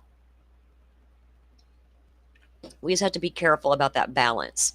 And I think that the judge, and Hippler's not the one deciding that. That will be held in front of Judge Marshall, who signed the original non-dissemination order in Latah County. Judge Megan Marshall did all of that before the case was handed over to Judge, right? And then Judge continued the non-dissemination order.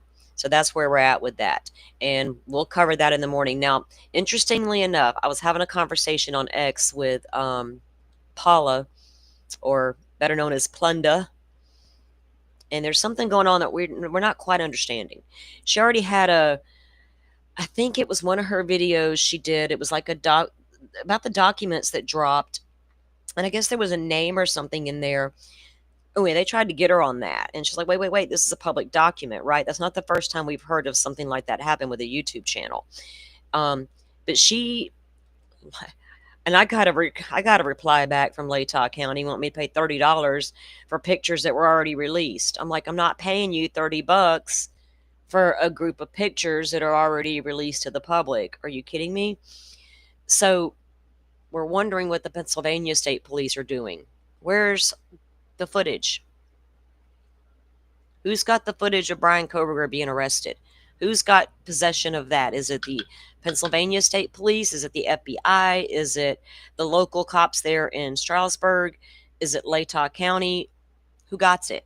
Who got it and where's it at? All right, so let's go see what Paula had to say. And then we're going to read the documents that came down. Let me pull this up for you guys. Let me get to it.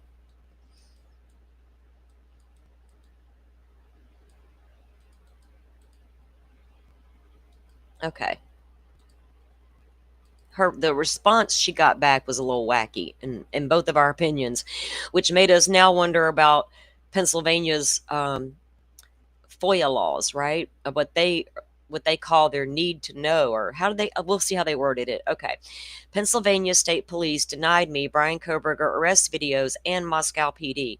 Love them, by the way, she says. Say they aren't the custodian of the requested record. Anyone know a FOIA lawyer who specializes in fighting commonwealths to release public records not available to the public? Wait, this is the different one that she had. Okay. And then hang on. City of Moscow received your public records request on July 24th. The request asked for the video recording and audio recordings of the interview with Bryan Kohberger. Pursuant to Idaho Code, the city shall either grant or deny a person's request to examine a copy of public records. Please be advised that the city of Moscow is not the custodian of the requested record. Therefore, your request is being denied. The custodian of the requested record, if such record exists, would be the Pennsylvania State Police. In compliance with the requirements of Idaho Code, City Attorney for Moscow has reviewed your request. You have the right to appeal a denial by filing a petition in conformance with provisions of the Idaho Public Records Act. Pursuant to the Idaho Code, any such petition must be filed in the 2nd Judicial District Court there. within 180 days. Okay, so then, dear Ms. Mooney, on July 2nd, 2025, the Pennsylvania State Police received your request for information pursuant to the Right to Know law. The Right to Know law. Okay. Please provide via, and here's what she requested. She requested them to provide her email all incidents of 911 call audio files, police reports, body cam videos, dash cam videos, in-car videos, case photos related to the 12/30/22 arrest of Brian Kohberger, his transport videos, and any other incidents for Kohberger, and then she gives his date of birth, at the following address, and then she lists his parents' address there in Albrightsville, Pennsylvania. A copy of your request is enclosed. By letter dated July 9, 2025, you were notified in accordance with RTKL, that is the Right to Know law, that that PSP required an additional 30 days to prepare this final response to your request.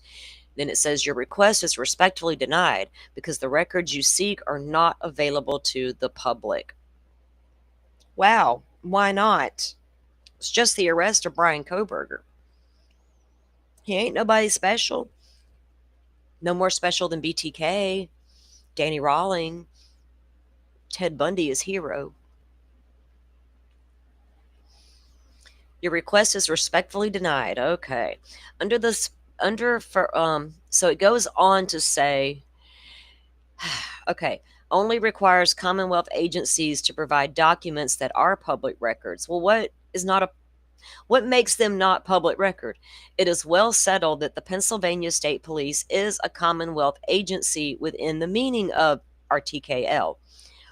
A document is not a public record if it's specifically exempted from disclosure in section 67.708. I have not read these sections yet, but I intend to.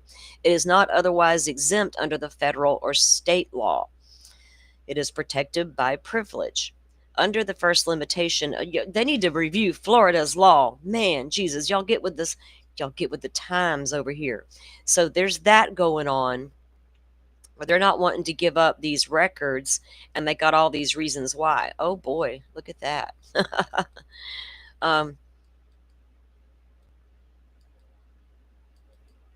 Okay.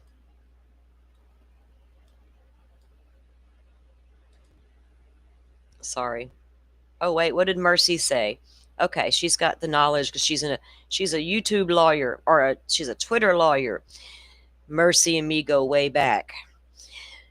Pennsylvania RTKL exempts from public disclosure the written and other incident reports you requested. There's a separate PA law and process to obtain LE body cam video and audio recordings under Act 22 of 2017. The time limit to request that has passed, and the records are exempt in this case. Do what? And that was 25 seconds ago that Mercy answered that. I need to send her a message. Do what, ma'am? The time has passed. I'm sure that these requests were put in long ago, though, by a lot of people. So that's confusing to me. I got to dig into that a little more, but that's crazy, guys. That's the kind of stuff we run across with these FOIA requests, right? And some of these, it's 11:11 my time. Y'all make a wish. That's what you run into, and it doesn't make any sense. She says she replied back to me. Paula did that. Okay, so I asked her specifically, did she request what Troop N had? Because that's the troop with the PSP that went in and arrested Kohberger. And she said she did, and they declined the request that she submitted. So she was checking about her 60 days, and she says, I saw the 60-day rule, but I appealed because denial was incorrect. But I don't know, maybe my appeal, if my appeal worked. So Paula's still digging. So now that Mercy's dropped a little law knowledge on her, maybe that will help. But it makes no sense that those body cams and things like that of the arrest would be exempt at this point. And how can you say the time has passed? Like, what? Is there a time limit on this stuff like that? Apparently in Pennsylvania there is, if you don't request it within 30 days of the arrest. I'm absolutely positive people requested that body cam footage within 30 days of that man's arrest. I promise you that. They wanted to see him say, I can't wait to be exonerated. No, instead he's over there telling cops, hey, when this is over, we should go grab some coffee, talk about crime, our knowledge of, and lack thereof. Okay. Yeah, Rachel, I think we all can agree we feel for them, right? But it maybe I would step away for a while if it were me, especially with this case, the firestorm, all the weird things that are being said out there about this case. It's got to be difficult for them to soak all that in. And how much of it do they really know is happening? Turns out there are people who monitor social media and let people know, hey, all of this is being said about you or done and this and that. I was, it's like, where was I reading that at? Lord, my brain was in overtime last night. I was looking at a lot of different things. And it's crazy, but I don't mess around out there with all that stuff. So I don't know if these families are consuming what the internet's saying about Brian Koberger right now and the victims and such like that. But they probably need to step away for a minute and let all of it die out. And it's going to take a while, honestly, because we've got so many documents to unseal in the case. And we're going to take a look at those now and see what was... hold on. Let me make sure that Okay, I was checking the time as well. I need to check and see about that press conference on X and see if anything's been said about that. Let me check something really quick, guys, before we move on to reading the documents in the Koberger case. There's actually something interesting in there from the defense of all people. And it should be a wake-up call to some people, but they're already spinning it, so I can't, whatever. I can't fix broken brain. I can't fix the broken brain. Oh, wait, I'm in the wrong place trying to look for this. I will break my brain trying to fix broken brain, so therefore the struggle is too real and I'm not down with all that.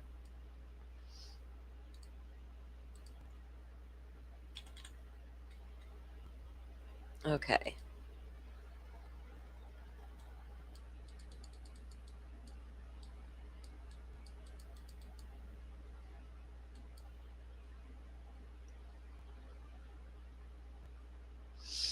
Oh, Lord, that Michael Proctor dude's still fighting to get his job back at the police department. Oh, well, whatever. I just cannot. Okay. It's so weird how these big popular cases bust off and everybody's on the bandwagon with this person and that person, and they all start to turn on one another. Like, that's icky and weird, but y'all go right ahead. All right, I don't see that the press conference is out yet. We'll keep an eye on that. Okay, I need to go get a cold drink, guys. I hate to leave you just like hanging. Are y'all still here chatting it up in the chat? Let's see.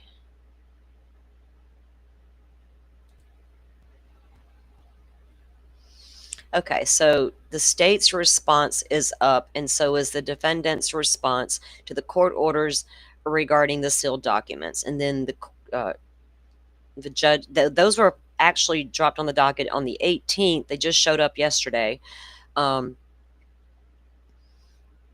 Then the 26th, the court entered the order regarding the requested redactions. So we'll start taking a look with the state's response. I'll pull it up on screen, then I'll go run, grab my drink really quick, come back. Okay.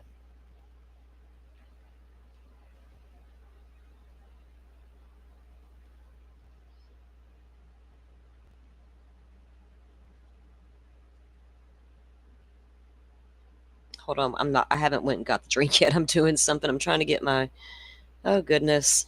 Get it together, lady.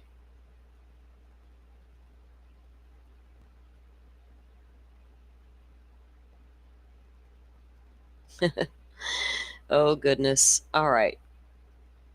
Now we're back in action. All right. Okay, let me go grab my drink, guys, and I'll come back and we'll read these documents here and see what they have to say.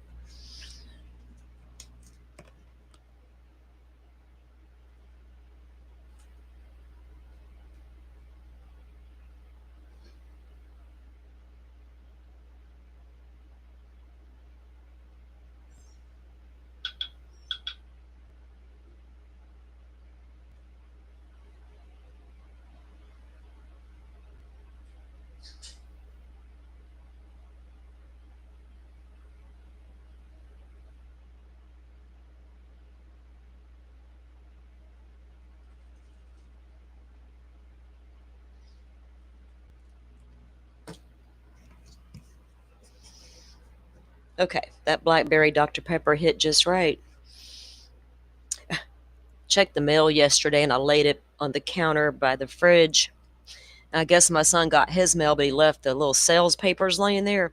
Y'all, there was just an ad with a big old sub sandwich on it. I was like, damn, that looks good. Too bad I live far away and DoorDash won't bring me anything.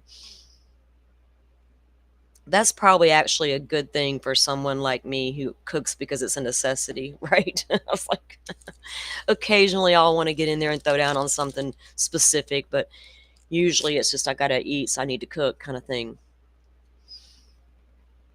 I'm okay with just letting somebody else cook it. All right. I don't mind cleaning it up.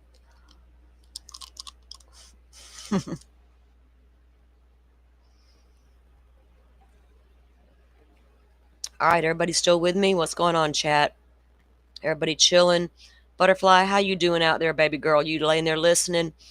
Butterfly's feeling a little bit under the weather this morning, guys, but she is in there and she's listening. And we appreciate you. Forrest had to go run some errands.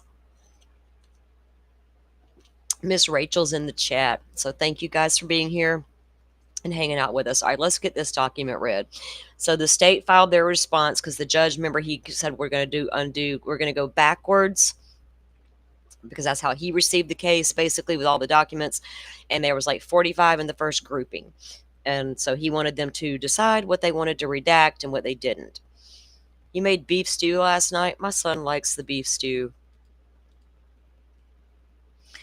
It's kind of getting that time of year we can get the cozy meals, I call them, the crock pot meals, the one pot wonders. I love a one pot wonder. Shit.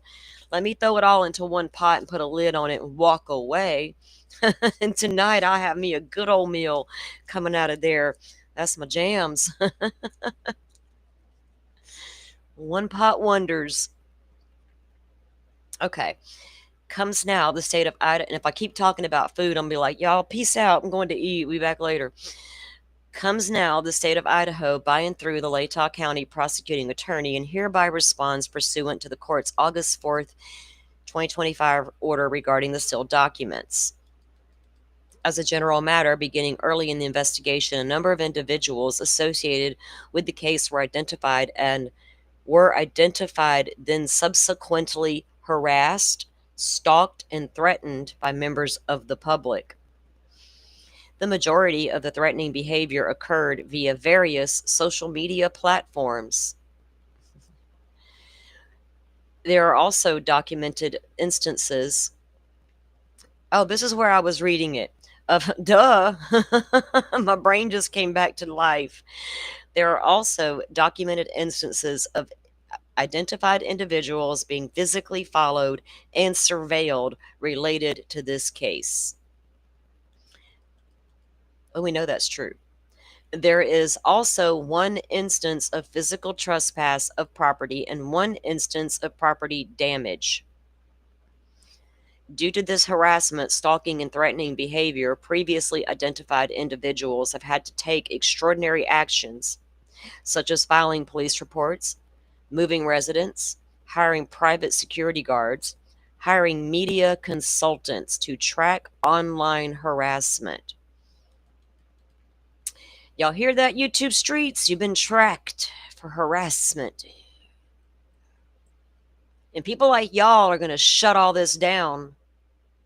And you're never going to find the answer you're looking for and all that, are you? It's going to give you something else to talk about tomorrow with 1,000 people sitting there hanging on your every little fucking word. Boy, I can trust you moving forward and in all cases. You know the business. Look at you go. You figured out what nobody on earth could figure out. Okay, I got to get off that. I got to get off of that. We are also aware of an individual who was inaccurately named as a suspect by a member of the public and then subjected to online harassment. In one instance, the harassment was to such a degree it led to a defamation lawsuit. See Schofield versus Gillard. Yes, because the TikToker who went live and told everybody that no, Professor Schofield killed these kids. Got your ass sued, didn't you, baby girl? Based on the above, the release of full names and contact information which would identify potential lay witnesses could subject these individuals to similar harassment as described above. Releasing potential lay witnesses' names or addresses would constitute an unwarranted invasion of personal privacy, as provided by Idaho Code. So the lay persons, meaning none of the expert witnesses, regular people, friends of the victims and co-burgers and all that. The state moves that any potential lay witness listed in any court document should be redacted and pursuant to the ICAR. I don't have a problem with them redacting names of witnesses. I mean, it really doesn't matter what the name of the witness is. What was the witness going to testify to is the issue. A name is a name is a name. That any personal data identifiers also be redacted. Yeah, because you got the freaks out here who are waiting to catch the real killers. The state identifies each document by, and by the way, did y'all know that 2 19-year-old girls pulled off the murders of the century in the Idaho 4 case? Got slap away with it, cleaned up the whole entire house, but forgot to clean up the partying in the living room. We'll leave that to throw them off. They pulled it off. They fooled the entire world. Multiple law enforcement agencies, and Taylor, Brian Koberger even couldn't tell from the images he saw of his crime scene that a cleanup had occurred. There's your brilliant people right there. Those 2 surviving roommates. If it's that fucking easy to fool the whole world, we are in trouble.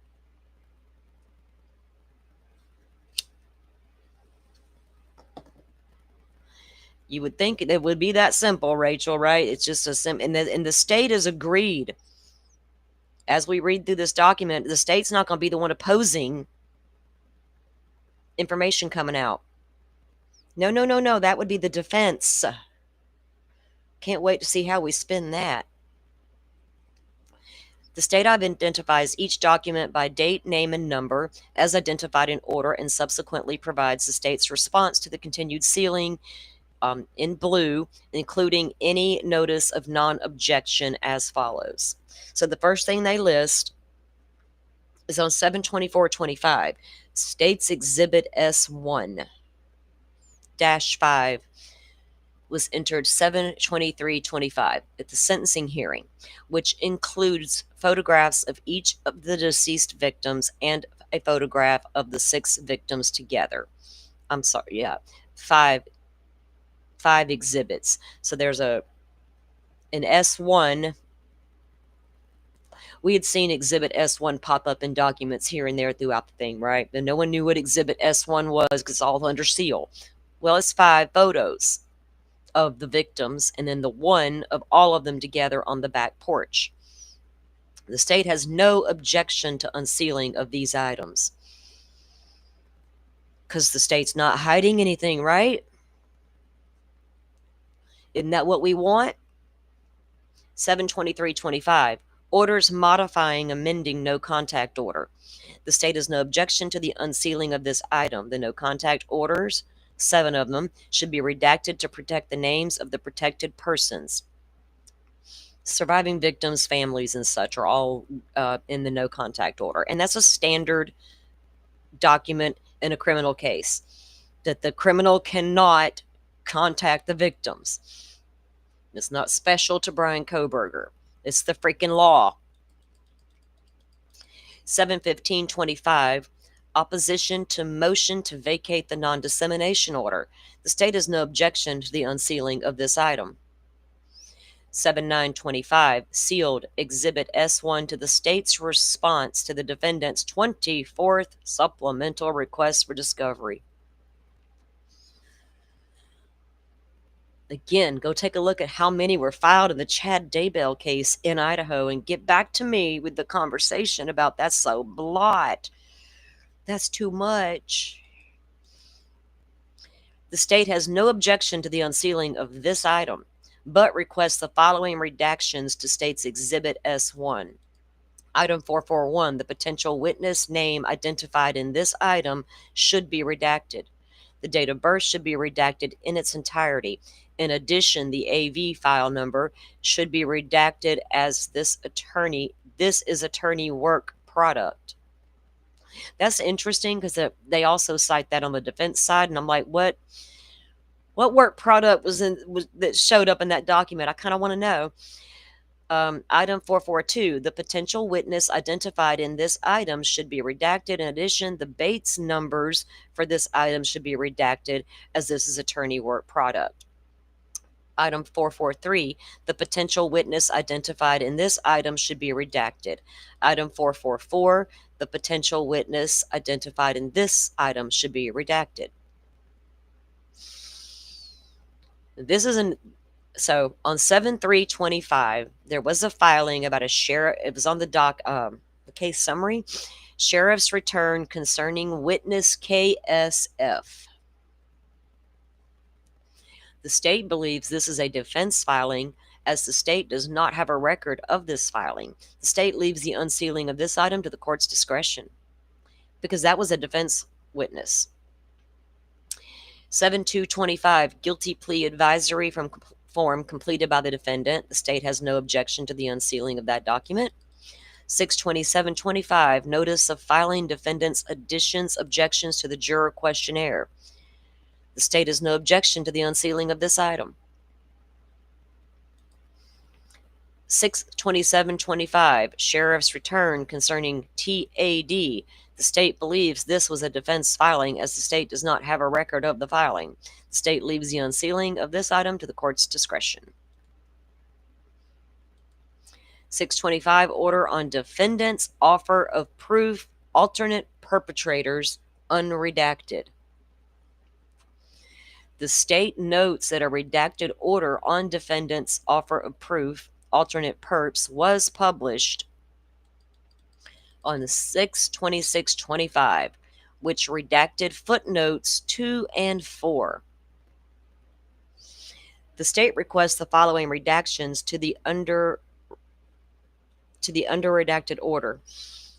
Footnote 2, witnesses' names should be redacted. Footnote 4. I never noticed in that filing that those two footnotes were missing. Dolphin may have, because she always reads the damn footnotes. Before I get a chance to read the footnotes, she's already ahead of me on the footnotes. Where you at, Dolphin? 6/25/25, sealed Exhibit W to the defendant's 24th supplementary request. The state requests the following redactions to defense Exhibit W, to the defendant's Exhibit W. So this exhibit the defense would have presented. Item 441, the potential witnesses' names identified in this item should be redacted, the date of birth as well. Item 442, the potential witnesses' names. Item 443, the same thing, and 444 are all the same.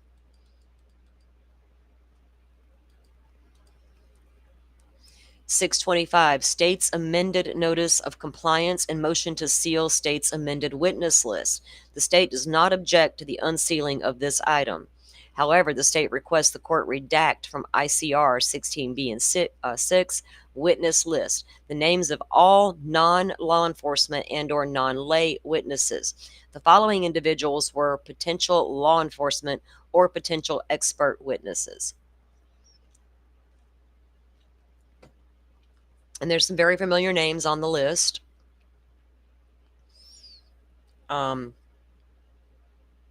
We got Nick Balance is on the list. The Bernhardts are on the list. Dustin Blaker.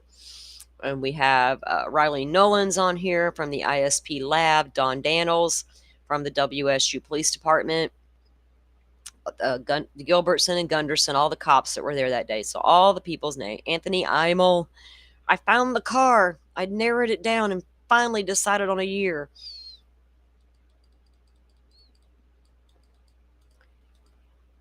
There's all the rest of the officers and lab technicians and anybody that was involved that pertains to law enforcement. All right, 6/18/25 court minutes for the closed session. Motion concerning alternate perps. The state has no objection to unsealing of the court minutes regarding the closed session in relation to the alternate perps. And it gives the time. Hey, Josh, thanks for coming in. The state objects to the unsealing of the court minutes from closed session starting at 1:36 to 2:04. So they're agreeing to part of that being unsealed, but they want some of it redacted from the 1:36 mark to the 2:07. And those are concerning the alternate perpetrator stuff. That's what was said. Okay, now I know. Now I need you to unredact all that, please. See? Keeping that stuff secret makes us want to know more. My God. The state has no objection to unsealing the court minutes from the closed session from 2:07 to 2:36. So they just want that one little time blocked out there. Maybe it's because it's really sensitive information about one of the alternate perps and it's just a little too much. Okay. Can I be the judge of that? I mean, I don't know. The state has no objection to that part. Okay. So on 6/25, now notice though that a bulk of that alternate perp stuff, the state's like, fine, unseal it. 6/16/25, state's motion to seal ex parte filing out of state witnesses. The state has no objection to unsealing of this item.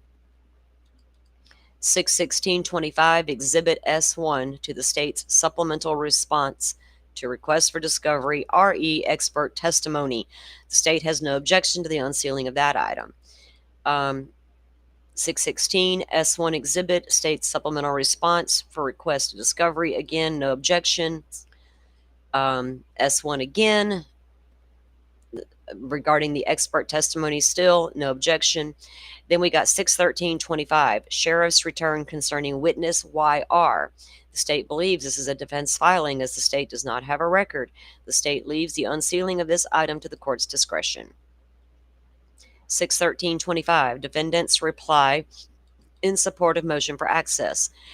The state objects to the unsealing of this item pursuant to ICAR 32 as it involves an ongoing investigation proceeding. Now, let me read that again, and we're going to try to explain for the people in the back.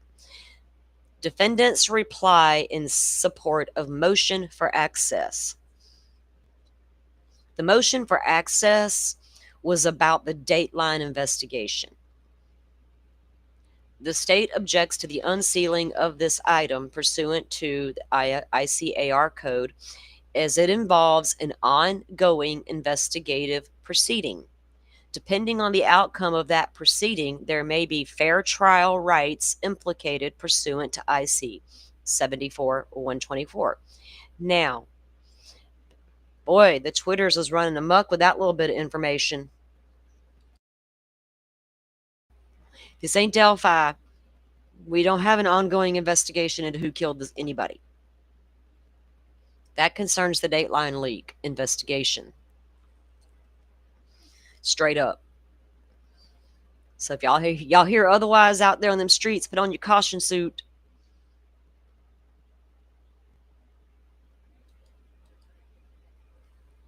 because we can go back and pull up that document and prove what it's talking about. And of course, if there's an ongoing investigation, you can't release such documents at the time, but you can unseal them. 6/13/25, and I just wonder which cop did it. I'm waiting to find out. Defendants reply to state's objection to defendant's offer of proof, RE, alt perps, and defendant's evidence in support of the alt perp. The state does not object to unsealing of this item so long as the potential witnesses' names are redacted. So the state is not trying to keep the alternate perpetrator information secret. It's not them. That would be the defense. A little embarrassed, are you? About what you're about to unleash onto social media with your little cute little filing in, Taylor?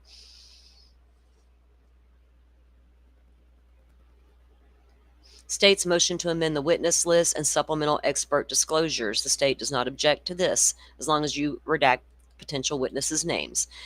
So 6/12/25, notice of filing, sealed defendant's amended exhibit chart.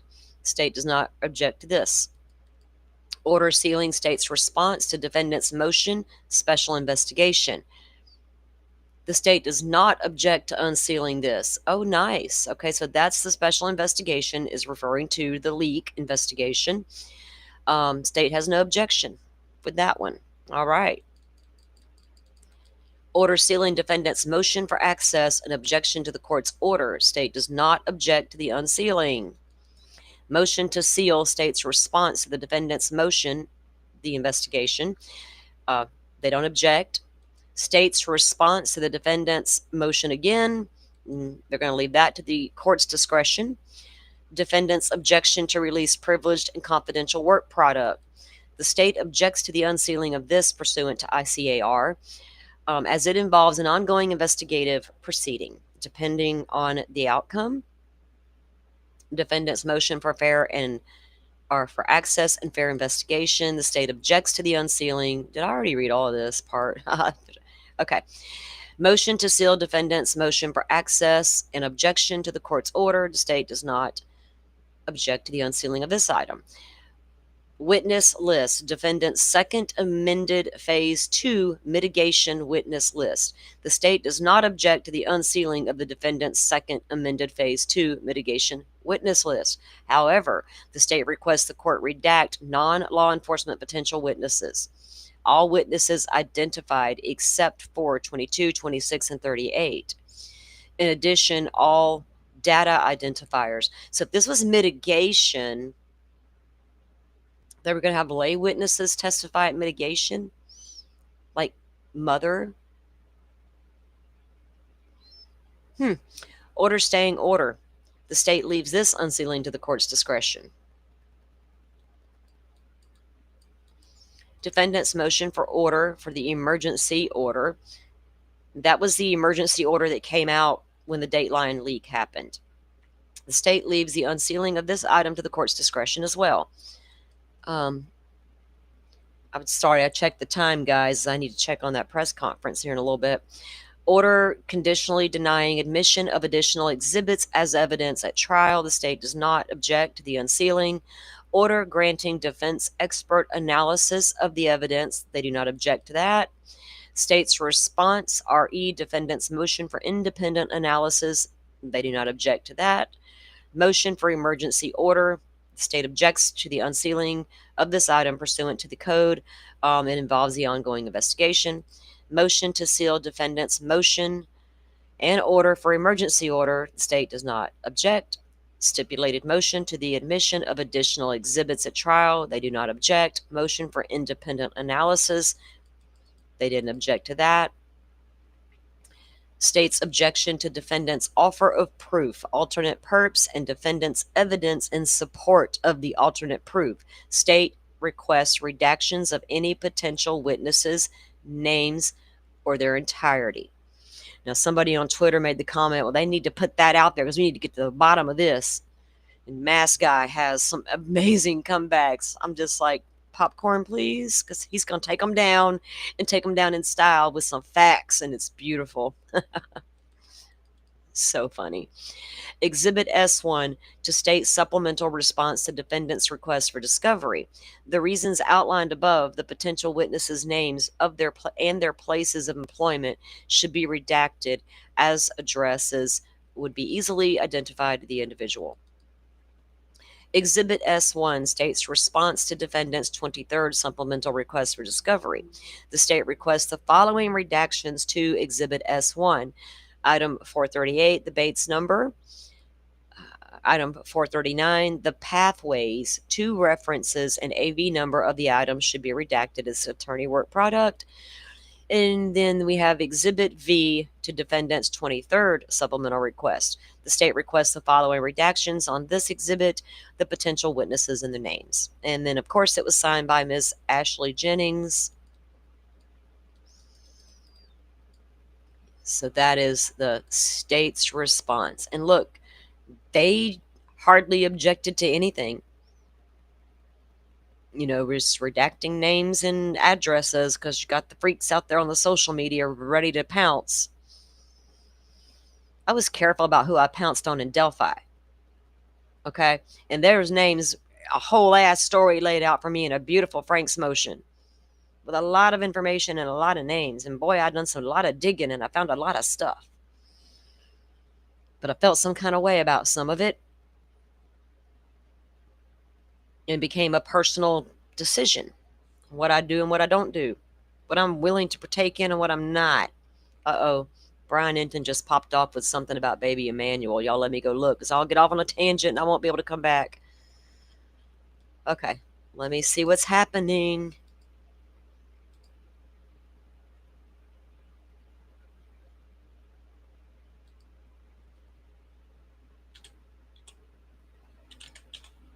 Let's see.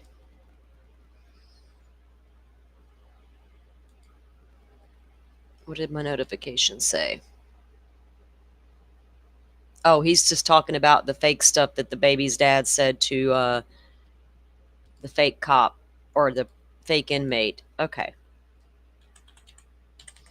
Let me double check everything, though, to make sure that it's not being broadcast yet. I don't see it, guys. So one of my mods, if you guys see it, it was supposed to happen at noon my time, Carrie, which is in about 15 minutes. So if you guys will help me keep an eye out for it, I'd appreciate it. I don't really want to jump into the defense filing full on until, we can start it because we got 15 minutes. Yeah, we covered it at the top of the show, Carrie, and they are supposed to have a press conference at noon Central Time, as reported on Twitter. And I just went and checked Twitter, and I don't see anything current or in. Thank you, Butterfly. Uh-oh.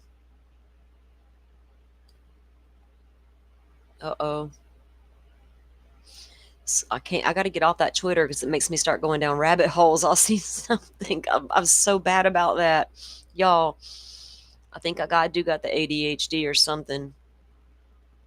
Always have too many tabs open at the same time.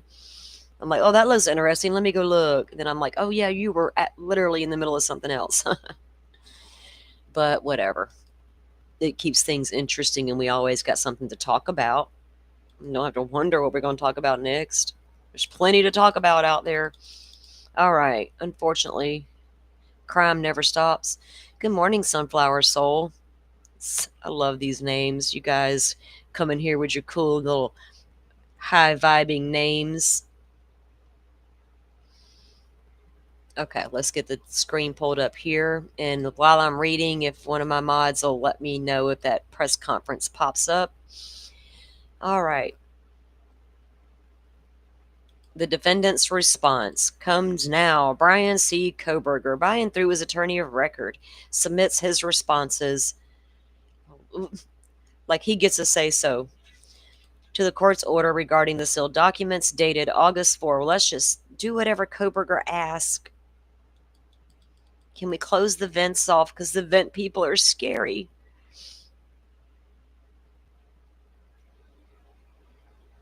Mask guy is hysterical, Sunflower. You cannot help it. It's like a train wreck. You get bored, I promise you, if you go to Twitter and just go look at his tweets and the people that respond and he responds to, it's like, what in the world? Somebody accused him of not having a job, and he comes back with, I'll fight with you on Facebook for 9 solid hours for nothing. I'm like, damn, dude. Do you, buddy? So the first one listed is State's Exhibit S1 5 7/23/25 sentencing hearing, which included the photographs of each of the deceased victims and a photograph of the 6 victims together. The defense has no objection to the unsealing. Orders modifying, amending the no contact order, the defense has no objection, with the anticipated names and addresses and personal identifying information redacted based on the Idaho Code. 7/15/25 opposition to motion to vacate the non-dissemination order. The defense has no objection to unsealing with redactions and then again of the witnesses and all that. Opposition to motion to vacate the non-dissemination order. The defense has no objection to unsealing. 7/9/25 sealed Exhibit S1 to State's response to the 24th supplemental request. The defense has no objection to unsealing with anticipated witnesses' names being redacted based on the Idaho Code. There is continued media attention, including social media and online sleuths and public harassment reasons. Miss Ann Taylor, do you think that maybe some of the things you said in the courtroom and put in your filings might have led to some of that online sleuthing? Just maybe? And that harassment that you're talking about? Online media reflects continued attention. And if you had legit alternate perpetrator information, I'm your girl and I was willing to listen. But ma'am, you're talking about people who were investigated thoroughly. And guess what? Their interviews weren't lost or recorded over like in Delphi.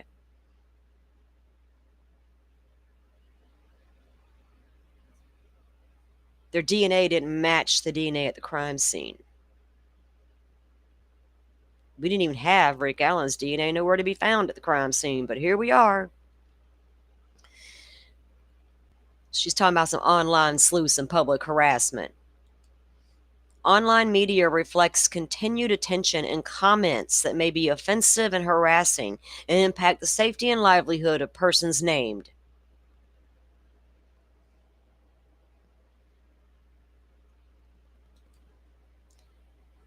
The sheriff's return concerning witness KSF. The defense has no objection to unsealing with redactions of anticipated witness names, address, and personal identifying information. So KSF was a defense witness. Who are you, KSF? We don't need to know your real name, but what was your connection to Koberger? It's in one of the documents. I just can't remember right offhand. We also have all those subpoenas that went out in PA. The defense has our guilty plea advisory form completed by the defendant. The defense has no objection to the unsealing of that document. 627, second notice of filing the defendant's objections to the juror questions.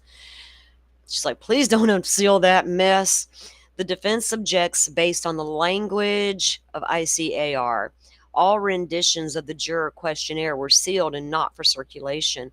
Portions of the questionnaire contain sensitive information relating to mental health, and other portions contain potential witness information. What were you asking the jurors, ma'am? That's kind of creepy. The defense submits that ICAR, I can only imagine the sensitive questions. Was she looking at? What kind of questions were you asking them? There is continued public and remember there was a whole ass survey on all that.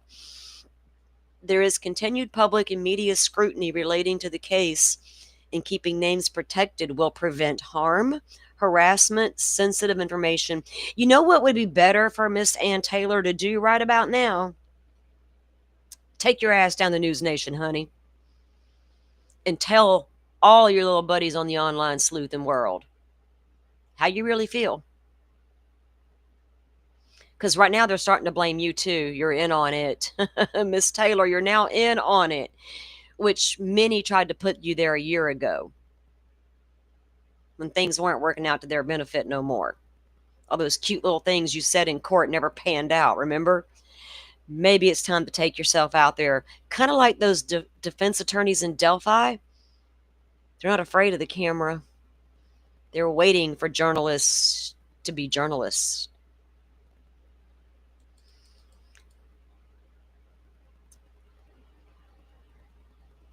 It will protect and prevent harm, harassment, sensitive information from becoming media fodder.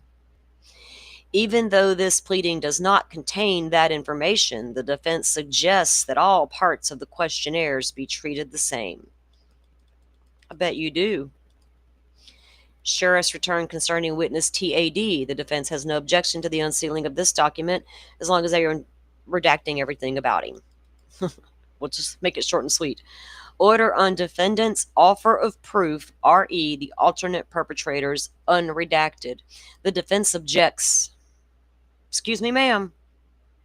Prosecution didn't, but the defense does. There is continued media attention, including social media and online sleuths and public harassment reasons. Online media reflects continued attention and comments that may be offensive and harassing and impact the safety and livelihood of persons named. You think, ma'am? The public copy contains all pertinent information but withholds the names and is appropriate. Sealed Exhibit W to defendants. You created part of this firestorm, ma'am. You cannot backtrack on it now. Sealed Exhibit W to defendant's 24 supplemental request for discovery. The defense has no objection to the unsealing with anticipated names being redacted. And again, she cites the online medias and the sleuths and the harassment and all the things. States amended notice of compliance and motion to seal. States amended witness list. Court minutes for close. The defense objects to lay witnesses being named, released based on ICAR. There's a continued media attention. There she goes again. Court minutes for closed session, RE, motion concerning alternate perps. The defense has no objection to unsealing the court minutes. States motion to seal ex parte filings concerning the out-of-state witnesses. The defense has no objection.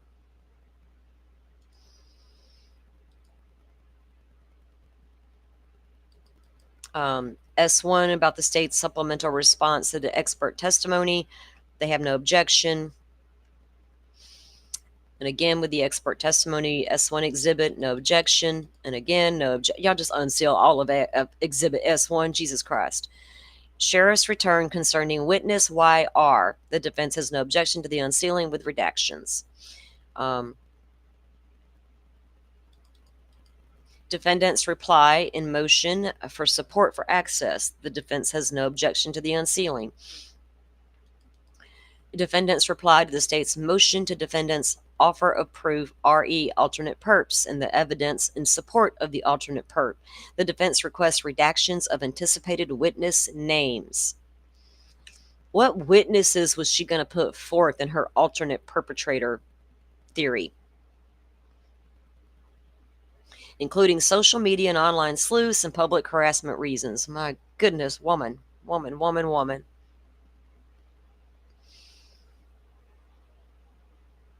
Sunflower, she was the OG shit stirrer. Amen. 2 years of court motions that bypassed the gag order. She certainly did. She walked right through that thing in court, didn't she? Multiple times. She wanted, that's right. She was so, I want this unsealed. I don't want that sealed. I want to say this out loud today and cause a ruckus. Let's throw some reasonable doubt out there, right? Let's get it going. She certainly did. You got her pegged, Sunflower. State's motion to amend witness list and supplemental expert disclosure. The defense position that redaction of anticipated witness name is appropriate based on ICAR. There is continued media attention, including social media and online sleuths. Y'all, that's us. Notice of filing sealed. Defendant's amended exhibit chart. The defense has no objection. Order sealing states response to the defendant's motion. The defense, or the special investigation stuff, the defense has no objection. Order sealing defendant's motion for access and objection to the court's minutes, or court's order, I'm sorry. The defense has no objection. State's response to the defendant's RE special investigation, no objection. And defendant's objection to release of privileged and confidential work product. The defense has no objection to the unsealing. Interesting. I want to. Was it because it's concerning what the prosecution was doing? She's like, I'll let that one out there. Shit. Defendant's motion for access and fair investigation, no objection. Motion to seal defendant's motion for access and objection to court's order, no objection. Witness list, defendant's second amended phase 2 mitigation list. The defense objects based on ICAR 32. There is continued media attention. I wonder if she'll answer an email. The presser has started. Okay. We're at number 31. We'll come back to this. Who's got it on, guys? Let me know in the chat. Let me see what I can pull up here on the streets. You haven't found it, but Riley, where is it showing? Yeah, Riley, who's got it on? Let me see here. Let me go to the YouTubes real quick.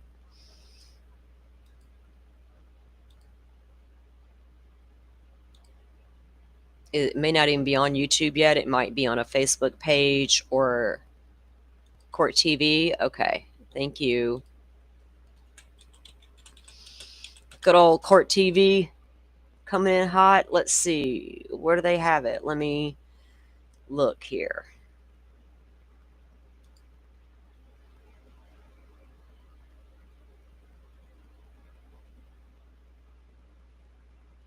One hour ago, why parents couldn't be arraigned? Is that?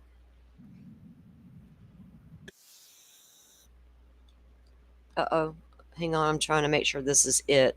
It was something Court TV put out an hour ago, but I don't know if it's the press conference. I'm scanning it. Oh, it looks like it. Okay,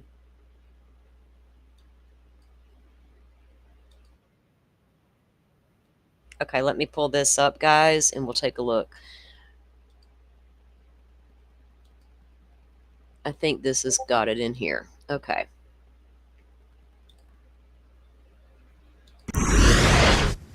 This is the arrest video of Rebecca and Jake Haro, parents of a 7-month-old child who they reported missing. Mom said she was attacked by a man who said hola, knocked her out, stole the baby. Obviously, the sheriff and investigators did not believe that story, arrested mom and dad. There's little Emmanual. He is still missing tonight. But today, the parents made their first appearance inside the. This is like something they put on last night, closing arguments. Hold on. They're having issues with their court, with their feed on the press conference or something. Good Lord, trying to do this in real time. All right, let me see what I thought this was. So what happened today was both defendants, who is Jake and Okay, what they're showing is after they were arrested on that, what I'm seeing. All right, hold on, guys, as I still haven't seen it. Mine's happening now, and it's a guy on stage thing. Is it on Court TV, though, Riley? Are they showing it? Let me go look, guys. Just if I go silent for a minute, it's because I'm looking for it. Okay.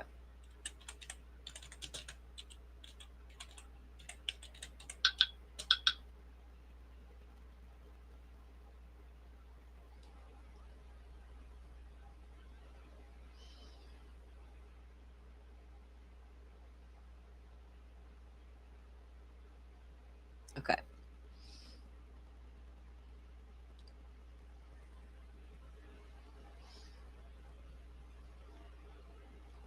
I don't see it, so I don't know what's going on with the Court TV people. What's going on, Court TV? Okay, here it is. All right. And we'll go from the beginning. All right, let me back it up. We have it now. All right, now we're cooking with Crisco, as they'd say. All right.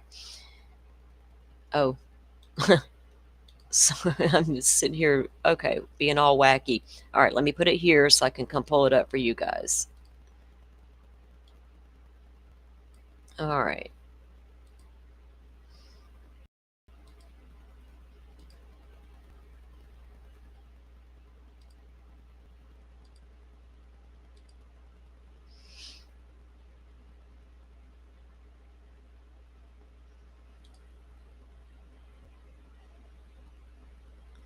Wait, just 1 second. Hold on. Does my... Okay, thank you, Forrest. I just saw something I want to see first. If we can... I think he's got this whole thing. Let me see. Oh, I see what that is now. Okay, I'm going to have to take a look at that in a minute. All right, let me get this feed brought up for you guys. And I also need to check something. Okay, get here, go here. I'm checking now, Forrest. I think you may have what I got. Let's see.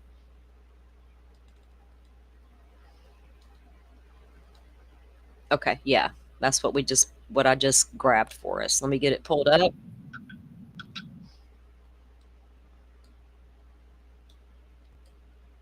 All right, now let me get it to the beginning.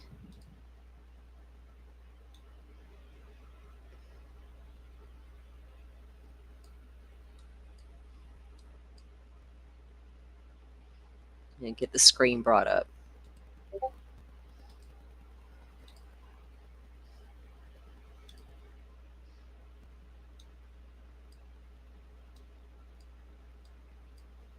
Well, it takes them forever to get up there, doesn't it? When they start to hold a press conference somewhere, sometimes you could be waiting forever. Okay, we'll start it here and let it start playing.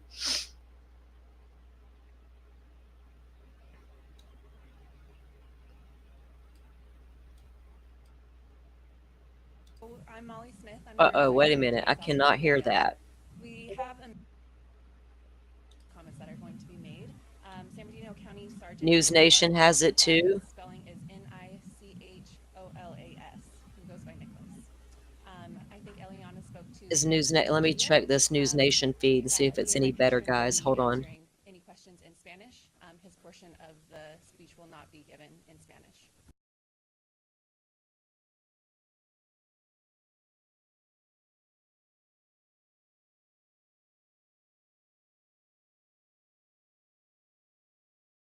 Okay, hold on 1 second, guys. I'm going to see if the News Nation feed, I think it sounds better, but that's on my phone. I don't know how it will sound here. And if it's low, all we can do is turn everything up as best we can. Okay. A little bit better, but not much. Okay. She's checking the mics. Let's go. Let's go with this. All right. Here we go. I'm going to turn everything up as loud as you can, okay? Check 1, check 2. Any better? Better? Everyone good? Okay. Yep. Everyone good? 1, 2, 3. Good? 4, 5. Okay. Sounds good. Yes? Yes. Any other questions? All right. We'll be out shortly. Thank you.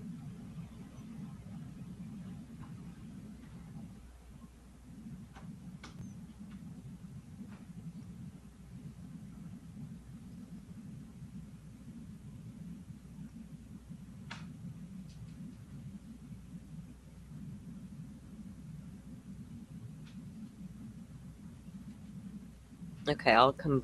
Let's move it up so somebody gets to the podium, because otherwise, well, seriously?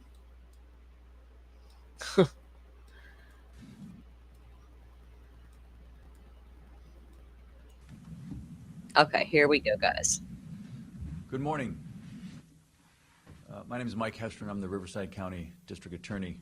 Welcome. I want to do a couple of things today. First thing I want to do is introduce the individuals that are here on stage with me. First off, to my far left, we have Riverside County Sheriff Chad Bianco. We have San Bernardino County Sheriff Sergeant Nicholas Clark. We have San Bernardino County Sheriff Shannon Dykes. We have Assistant District Attorney Brandon Smith, and then myself. So someone who's not here, I want to thank as well, or introduce as well, Jason Anderson, San Bernardino County District Attorney. I want to start by thanking these gentlemen up here. I want to thank the San Bernardino County Sheriff's Office for their professionalism and their cooperation and the great work that they've done here so far. I want to thank Jason Anderson and the San Bernardino DA's office. His Bureau of Investigation has recently formed a high-tech crimes unit. They were instrumental in helping us with this investigation. Let me tell you how things are going to go today. There's going to be several individuals that make statements up here, and then when we're all done with the short statements, I will come back up and we will have a question and answer. I will take questions.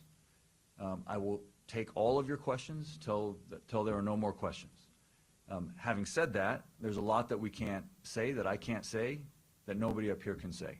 And the reason is that the defendants in this case have been charged with crimes, serious crimes, and so now they have a presumption of innocence that applies to them. They're innocent until proven guilty in a court of law. I'm not allowed to prove my case in the court of public opinion, and so there's a lot that we can't say in terms of the facts and the evidence. For that, you will have to come to the court and to the various hearings and see how the case plays out. However, having said that, it's appropriate to have a press conference because it was the defendants in this case that had a press conference first. And they did so in order to tell the public, the media, and ultimately law enforcement that their child had been kidnapped, when in fact that's not what occurred. And so we're here to clear up some misconceptions and to explain how this case unfolded in terms of the investigation. It involves two counties working very well together.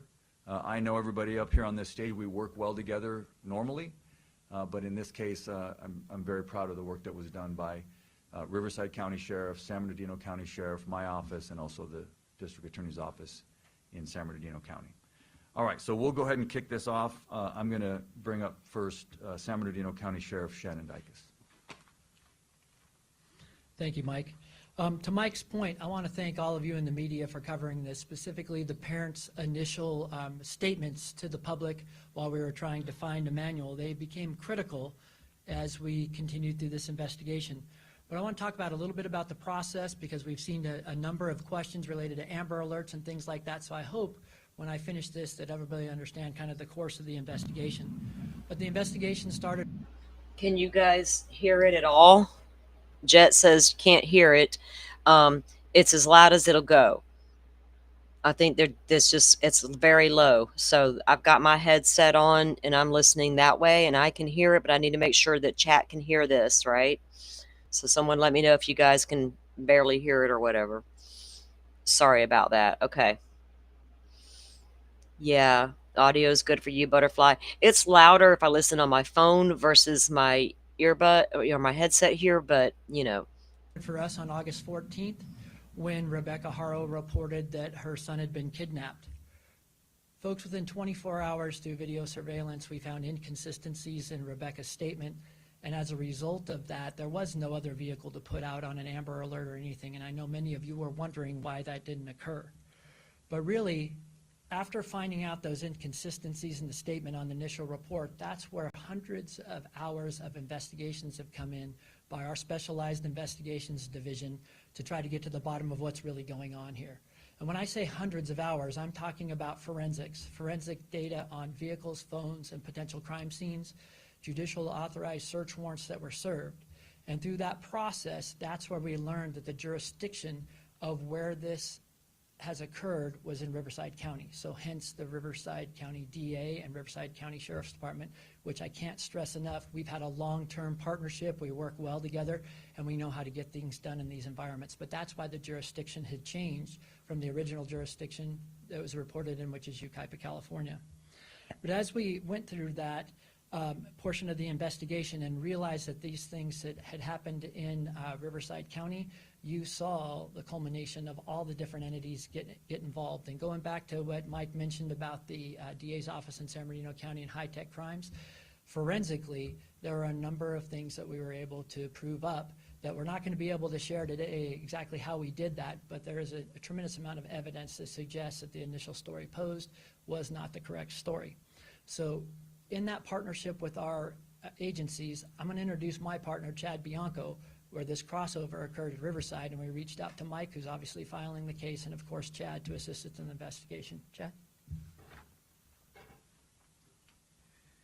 Thank you. Like Sheriff Dicus, I just want to thank all of you for, especially the normal mainstream media, for your attention to this and for your cooperation in this as we were assisting San Bernardino in this investigation, trying to originally find a missing baby, but then eventually quickly learning that that investigation was not something that it started as. Not so much for social media and keyboard warriors who quite honestly sometimes hamper and prevent us from a good investigation. I do want to expand a little bit about our relationship with San Bernardino. A lot from the media, a lot of questions have been raised about jurisdiction. And what Sheriff Dicus and I routinely talk about to our own communities isn't really necessarily displayed in the media or said to the media, but neither one of us care about jurisdiction. Our belief is that the Inland Empire is better served when we are cooperating and working together. And in this investigation from the very beginning, it was obvious that it could involve both counties. When something like that happens, particularly in this case, the original investigation began with Sheriff Dicus, and if he chooses to take it to the end, he will, which obviously he did.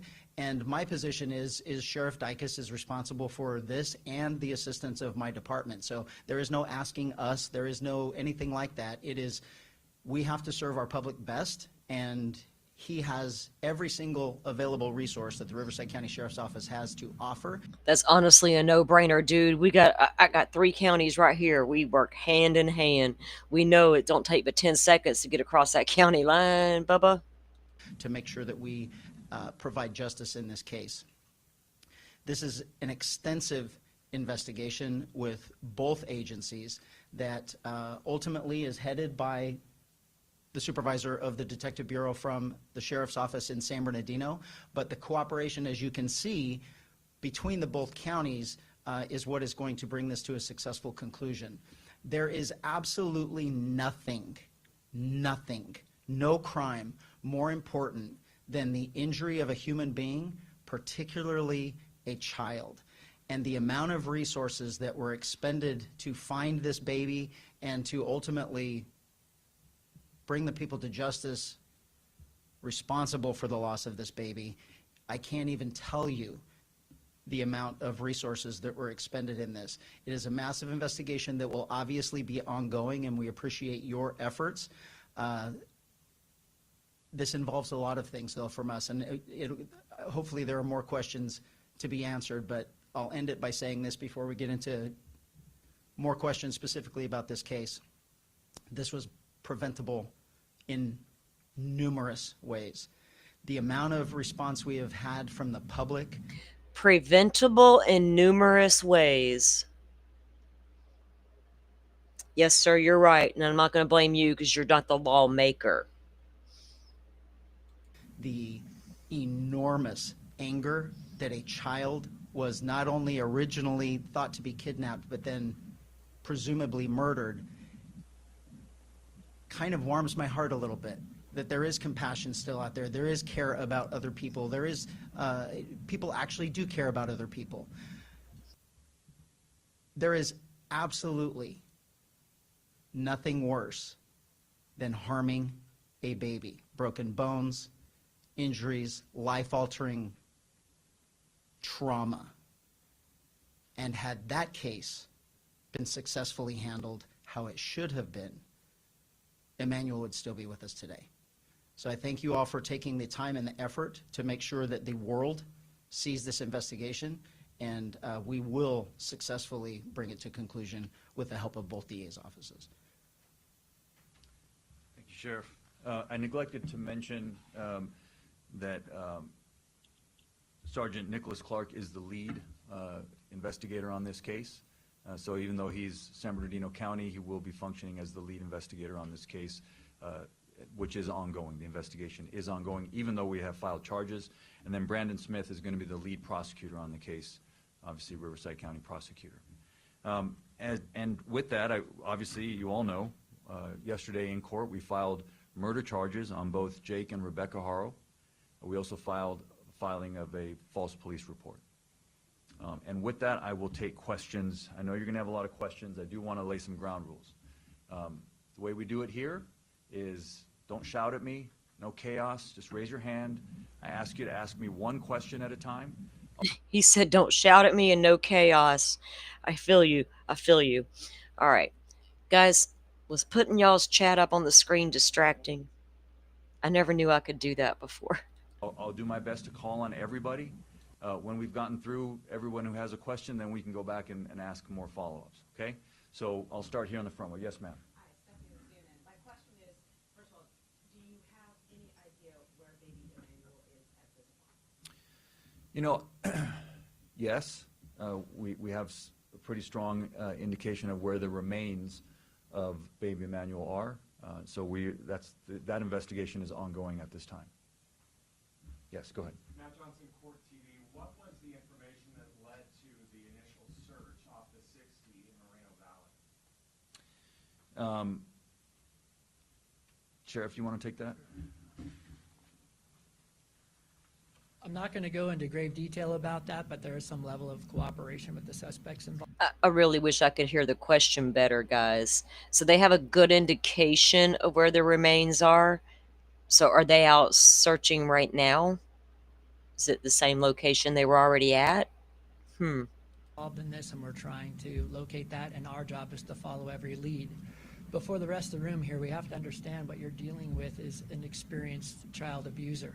Oh. That is aware of a previous case, that is aware of evidentiary things that we are certainly concerned with. So we're going to take every step to not only work with any suspect or witness involved in this, because at the end of the day, we have to bring a case to Mike and they have to charge it, and we have to make sure that every single thing, no matter what is told to us or what we discover in terms of evidence, is the right thing, and that we followed up extensively. He was an experienced child abuser.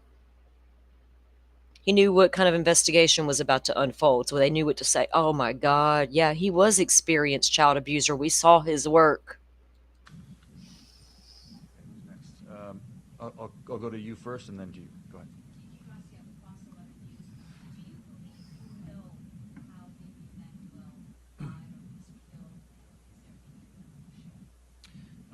The filing in this case reflects our belief that baby Emmanuel was abused, victim of child abuse over time, and that eventually, because of that abuse, he succumbed to those injuries. That's what we believe.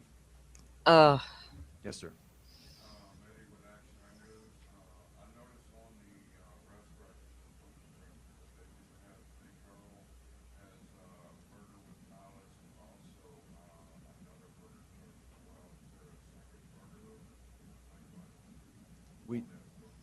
We charged both Jake and Rebecca with murder.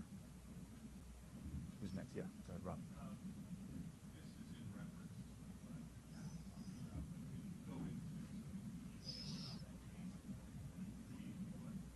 Sure. Yes, I will.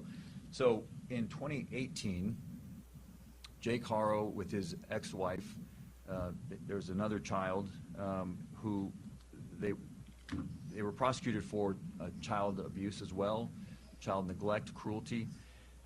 That child was also an infant, and that came to the courts arrested in 2018. It came in to the courts in 2023. We had charged various felony crimes, child abuse, child cruelty,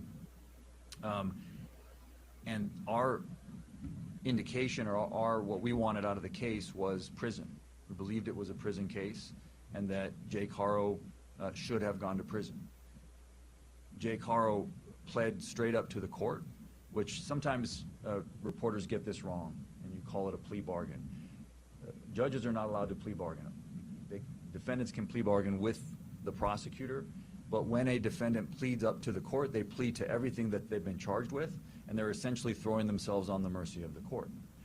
In this case, a judge here in Riverside County, happened to have been a visiting judge from San Bernardino County, gave Mr. Haro a suspended sentence. Oh, damn. Which means, if I can translate for you what that is, it means that instead of sending him to prison, he chose to give him probation and suspend prison time sort of over his head, meaning that if he violated his probation, he would then go to prison. Beating the baby damn near to death wasn't enough, resulting in lifelong injuries she could never overcome. That was simply not enough. Mess up again, buddy, while you're on probation, and that's it. Steal a piece of candy, you're going to prison. Are you fucking kidding me right now? Who is this judge? My prosecutor in the courtroom objected to that and said on the record, we object. We think it's a prison case. And I did read that yesterday, where people were already, going after them for failure and all that. Well, I read that. I was like, wait a minute. So it wasn't like the prosecution's like, okay, we'll cut a deal and you can stay out of prison. Anything to get the case, wound up nice and neat. That's not what happened. Why did this judge go against what the prosecutor recommended? What sentencing guidelines is California out there running amok all by itself out there as usual? We're going to lead the way to the modern world here in California. Should send him to prison. And the judge decided, as is the judge's right to do in that case, he decided that Mr. Haro deserved an extra break and Sorry, I don't trust anybody coming out of California with a damn thing. Crazy ass mental health diagnoses y'all got going on and all the creepy shit. All the Hollywood types be out there flaunting their wealth everywhere and nobody caring about nothing that's serious. Do you think anybody's caring about that little baby in California right now other than people like us? Most of them don't even know who the hell he is. But their little laws and be nice to everybody caused what happened to him, that little baby. Pay attention. Gave him probation and basically 180 days of work. Uh-oh. Oh, no. Wait. I messed that up. I don't know what that was. Hold on, let me get it. I gotta grab it back. I don't know what happened. Internet said, slow down, Salty. You're getting a little much now. Jesus. Sorry. Let me pull it back up. My internet didn't go out or anything funky. No. Okay. I'm still here. Okay. Let me get the feed brought back up, guys. Oh, wait.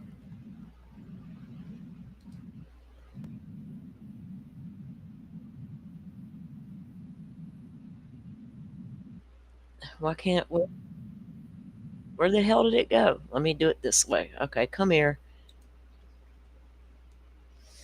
Here we go.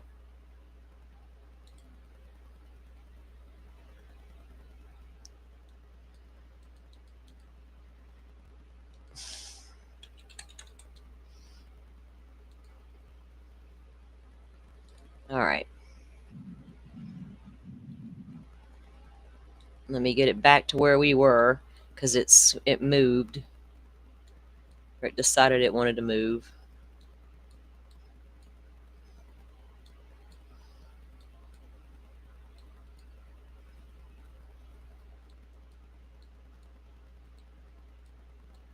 Let me get it back to the guy. Come on, mister. All right. I'm not sure if it's the exact same spot, guys, but it's going to be close enough. technical difficulties and all. Okay. Case. So even though he's San Bernardino County, he will be functioning as the lead investigator on this case, which is ongoing. The investigation is ongoing, even though we have filed charges. And then Brandon Smith is going to be the lead prosecutor on the case, obviously Riverside County prosecutor. And with that, obviously, you all know, yesterday in court, we filed murder charges on both Jake and Rebecca Haro. We also filed Okay, so this is of a false not police up to where we were at. and with that, I will take questions. I know you're going to have a lot of questions. With is an experienced child abuser. An experienced child abuser. Okay. Will. Here we so go. In 2018, Jake Haro with his ex-wife, there was another child who they were prosecuted for child abuse as well, child neglect, cruelty. That child was also an infant, and that came to the courts, arrested in 2018. It came in to the courts in 2023. We had charged various felony crimes, child abuse, child cruelty. Various felony charges. So what kind of sentencing guidelines did that judge go by to decide all of that? He's like, just, oh, we charged him with cruelty, and then they need to revisit their sentencing guidelines, period, on these types of crimes against children. Does California not care about the kids? Is it more about protecting the rights of grown-ass individuals? And our indication, or our what we wanted out of the case, was prison. We believed it was a prison case, and that Jake Haro should have gone to prison. Jake Haro pled straight up to the court, which sometimes reporters get this wrong, and you call it a plea bargain. Judges are not allowed to plea bargain. Defendants can plea bargain with the prosecutor, but when a defendant pleads up to the court, they plead to everything that they've been charged with, and they're essentially throwing themselves on the mercy of the court. In this case, a judge here in Riverside County, happened to have been a visiting judge from San Bernardino County, gave Mr. Haro a suspended sentence, which means, if I can translate for you what that is. Why they need a visiting judge? They can't keep their own? What's going on out in California? It means that instead of sending him to prison, he chose to give him probation and suspend prison time sort of over his head, meaning that if he violated his probation. Suspend prison time over his head. Look what I got over your head, buddy. You better walk straight down that sidewalk. He would then go to prison. My prosecutor in the courtroom objected to that and said on the record, we object. We think it's a prison case. You should send him to prison. And the judge decided, as is the judge's right to do in that case, he decided that Mr. Haro deserved an extra break and gave him probation. An extra and break. Basically 180 days of work release, which ends up being like community service. 180 days work release, because we're going to give you a break, buddy. His little girl didn't catch no breaks at 10 weeks old when he beat her damn near to death. I saw that baby right here on our channel. We put it out there of what kind of life she has to live today at the hands of Jake, the guy who needed a break. That it was an outrageous error in judgment by this judge. And I don't have any problem saying that. I'm not attacking the judge personally. I am. That decision was absolutely outrageous. Mr. Haro should have been in prison at the time that this crime happened. And if that judge had done his job as he should have done, Emmanual would be alive today. Oh, hell. And that's a shame, and it's an outrage. Call him And out. I hate to say that, but when our criminal justice system breaks down, I'm going to just call it like it is and tell you it broke down. Good for him. He's not standing up there sugarcoating it and covering up for judges and their crazy ass little sentencing guideline laws they need to follow. If this judge didn't follow a sentencing guideline to the full extent of the law, he needs to be questioned. The law needs to be questioned. This whole situation needs to be questioned. It's not how it's supposed to work. The judge had obviously meant well, At the end of their sentence, he Did told he? Jake, I'm giving you a big break today. Don't mess it up. Well, I'm sure that sunk in real good with Jake there. I'm giving you a break here. Don't mess it up. I'm that guy that gave you the break. Don't mess it up. How you feeling today, Judge? Haven't thrown a little whiskey in the coffee this morning? But I want to point something out to you. I want to read to you the injuries. That the child's name is Carolina. Oh my goodness. She's still alive today. But all right, guys, in case you do not know about the case involving his daughter that his cousin is raising, two of his children his cousin's raising. One because he damn near beat her to death, and then they had another baby, and that little boy was born with fetal alcohol syndrome because the mother drank heavily during her pregnancy. So we got loser men out there finding loser women laying down in the bed, getting it on because it's fun, making babies that the state is going to fail to protect when they have to step in and intervene. Some people do not need to be breeding in this world. And some are so uneducated about what's fit to happen when you lay down in that bed. Don't be that parent. Talk to your kids. Tell them the truth about what's going to happen when they lay down in that bed. Jesus Christ. A lot of responsibility comes with laying down next to somebody. A whole hell of a lot. Not to mention the crap you might get you can't never get rid of. Come on. she is permanently bedridden. She has permanent damage, cerebral palsy, that is a result of long-term child abuse. I want to read to you the injuries that were presented in court to this judge at the time of that previous prosecution. Acute fracture of the posterior left rib, fifth rib, healing fractures of the posterior lateral 6th, 7th, and 10th through 12th ribs, healing fractures of the 6th and 9th through 12th ribs, partial bone fracture of the skull, brain hemorrhage, significant prevertebral soft tissue swelling of the neck, and a healing tibia fracture of the right leg. This is severe abuse for an... So severe, we're willing to give the guy a break. It wasn't like he neglected to give the babies baths at the end of the day to get the dirt off. And it wasn't like he was forgetting to serve them supper. Or it wasn't a situation where we had a poor parent and didn't have enough money to buy the food to feed them that night. Where y'all could have stepped in and given them some food. We ain't talking about that shit, are we, Judge? No, we're not talking about that. Infant. And so whatever you think of the criminal justice system and people need a break, someone who does that to a child belongs in prison, period. Next question.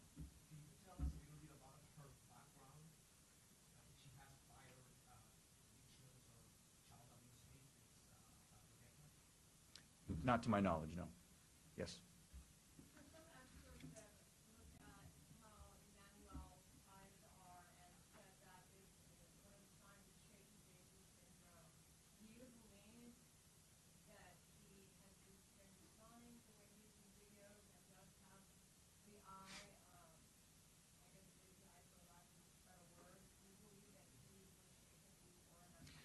You know, I'm not gonna, I can't speculate. What I'll say, I'll repeat what I already said. We believe that Emmanuel was severely abused over a period of time, and that that's the reason for the filing, the way it was.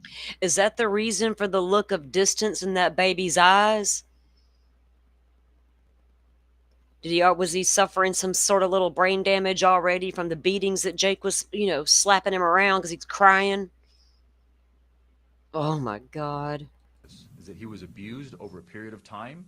Both parents would have been aware of that abuse. I've already called on you, so I'm gonna exhaust. Yes, sir. I feel like I want to explode with rage and scream from the rooftops. We as citizens are sick and tired of child molesters and baby killers getting away with that shit. We're just sick of it. We're sick of it here. We're going to tell you all about it.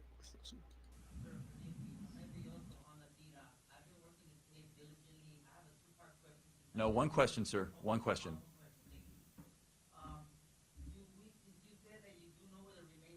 I didn't say that, sir. I didn't say I know where the remains are. He sure did not.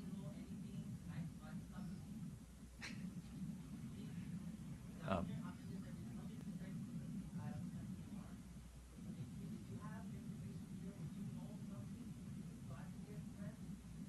well, you should get some rest, sir. What? You should get some rest. But no, I can't share with you anything. Look, there are professionals that are looking. Okay, guys, I couldn't hear a word that person was saying, but I definitely want to know. Could you guys hear any of that? And he's sitting there telling him he needs to get some rest. What in the world? What did the guy say? For the remains of this child. If the public has any information, then we ask for their help. So we don't know exactly where the remains are. We have some ideas in terms of where we're going to look and where we're going to continue to investigate. Yes, sir, all the way in the back.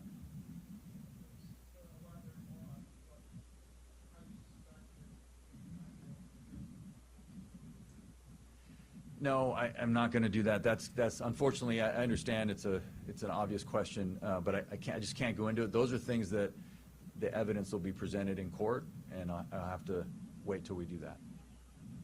Who's next? Yes, sir.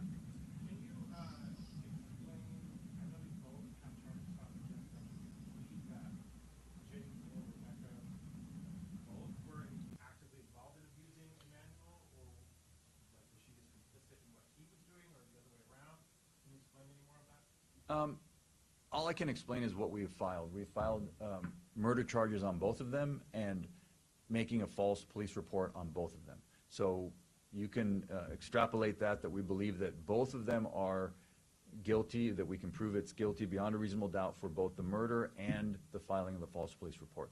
You know, how it breaks down as to who did what, that also has to wait for the trial. So let me go this way. Okay.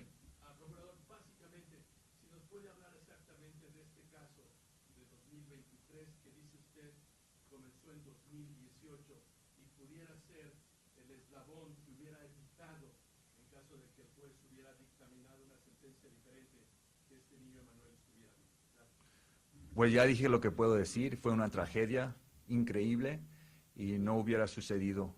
El juez hizo un gran error y juzgó mal y el sistema se quebró ese día. Jueces, fiscales, defensores, todos tenemos un deber y tenemos que hacer nuestro deber en nuestro trabajo. Todo lo que puedo decir. Pero básicamente no debió de haberle dado la libertad bajo palabra. Claro que no. Le dio libertad condicional y esto fue un caso de prisión. Cuando uno hace daño así a un niño, debería ir a prisión. Eso es lo que dice la ley. La ley dice que la sentencia debe ser prisión por crímenes de este nivel de gravedad. Y en este caso le dio probation. Okay. Let me go to you. I haven't called on you yet. Thank you, Butterfly. No, unfortunately I can't. That has to wait for the trial to come out. Yes, sir. Jim Davidson with Teen News Network.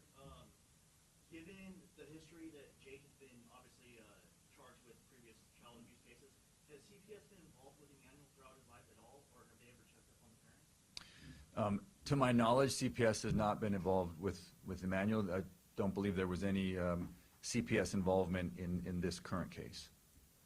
Let me go. I've already called on you. So have I called on you already? No, go ahead, please. So there were no current investigations ever opened on baby Emmanuel, any kind of abuse that they were looking into in the, like other allegations or anything.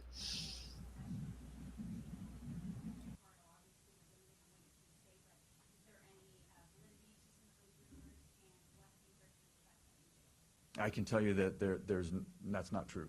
It's there's no confession made in jail. I'll go back there and then I'll come back to you, Rob. Yes, go ahead, sir. Can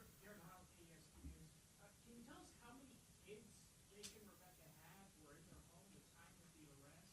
You know, a 2-year-old was taken. We saw CPS. Yeah. Riverside Sheriff's deputies taking CPS calls. How many kids did they have in their home? Well, there's the 2-year-old and then baby Emmanuel. Yeah.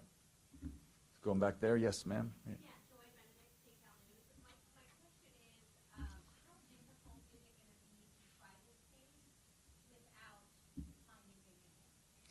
You know, a no-body homicide is always difficult, but obviously with an infant, we know that baby Emmanuel didn't, leave on his own or is not, didn't leave town. Obviously, it's a little different when you're talking about an infant, but we have a lot of experience in this county, trying no-body homicides, and we're confident that we can gain convictions in this case. Yes, ma'am.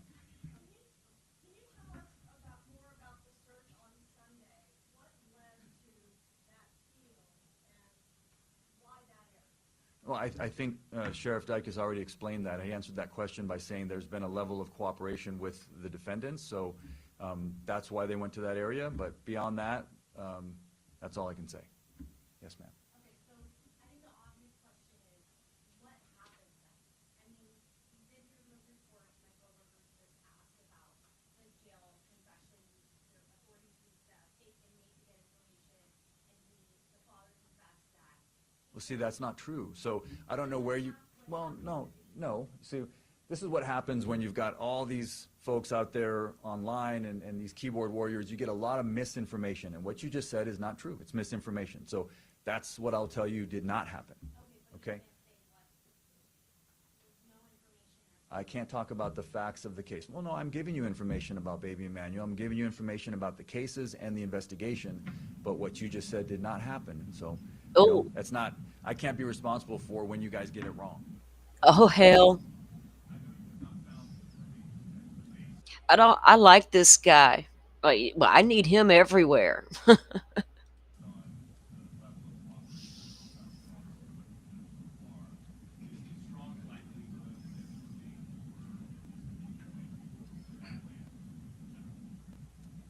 I'm just not going to comment on that. We're looking for the remains.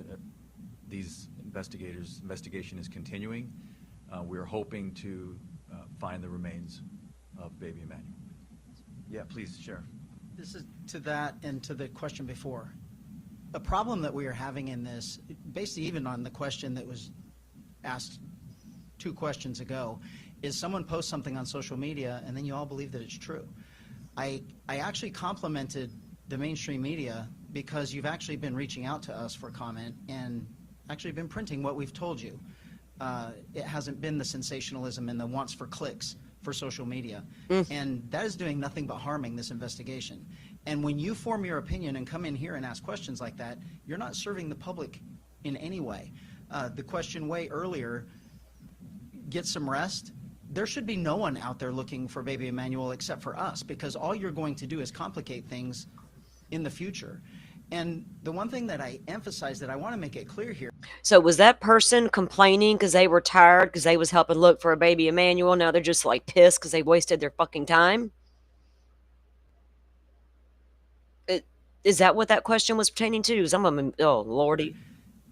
The reason this is happening relatively quickly and the reason why we got such a handle on this fast is I believe that the Inland Empire is served better by their 2 sheriff's offices than any place in the state. And this particular case... Was that YouTube streamers sitting there asking those questions? Huh. I'm very critical of social media, and I'm on the social medias. Oh, Lord. Doubled its efforts. So instead of having 4,500 people looking for baby Emmanuel, you had 9,000. And so how did we get all of this information? It's called investigation. And we have 2 entire departments doing nothing but sifting through evidence, searching for evidence, trying to figure out what happened, who was responsible, and how we're going to successfully prosecute it. And misinformation, lies, and purposeful misdirection is going to do nothing but harm this investigation. And For real, purposeful. Let's talk about some purposeful. Let's go put out a real little catchy headline and boom and all these things we're going to throw at it and sensationalize the hell out of it, and then come out here on our little YouTube channels and dog out mainstream media for doing what we just did. I try to keep that in mind when I'm making stuff like, a thumbnail. If you came here for the thumbnail, do I really want you here? I'm begging all of you with cameras out here, don't be a part of it. Amen, brother. Don't be a part of it. You wasted yours in Be a English? part of the solution. I'll get back to you. I'll get back to you. No, I've already called on you. I'll go ahead. I started with you. Go ahead. Go ahead. Rachel, seriously?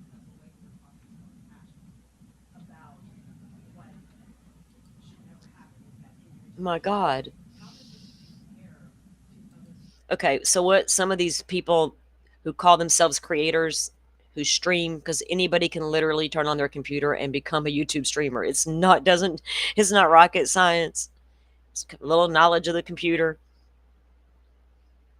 and come and talk.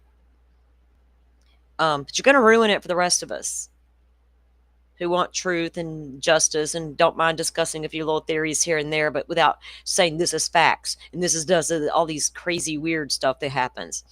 They don't even want to talk social media. They don't want to communicate with us. That needs to change, because we have the tools in our hands to get the word out to the masses if we do it the right way, for the right reasons. We don't even want people. Now we got dissemination gag order hearings because, they're going to run amok with some names out there on the YouTubes. Man, be adults.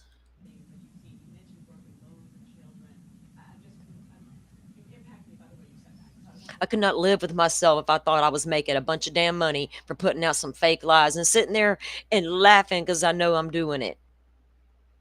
And look at these thousands of people in my chat eating up every little word I say, and I'm making bank off their asses. Wow. Go right ahead, people. Throw your money all over the place. Because they got the truth. So I have to, cops get a bad rap of being just heartless souls. I will tell you that most police officers are parents, either dads or moms. And there is nothing more traumatic for us to go through than an injury, a death, or harm to a child. Nothing. And there is absolutely nothing that we want more than to bring these investigations to a successful conclusion. And when we talk about why we're here in the first place, that we believe someone murdered baby Emmanuel, who should still be in prison, but we have this unbelievable love for criminals, believing that they're somehow victims, and now we're all traumatized by it. We were all in this room a couple of years ago when I had a deputy murdered because someone was out on the street that should have been life in prison, but a judge let them go. We have an absolute breakdown of the justice system, and we are not preventing other children from being harmed when someone like Jake is allowed to be out on the streets harming children. And so the anger that I have, the frustration that I have, then combined with the misinformation and everything else, when for all of us and our employees, there is nothing more important to us than the death of a human, particularly a child. Try to work. I'm going to work the back. Yes, sir.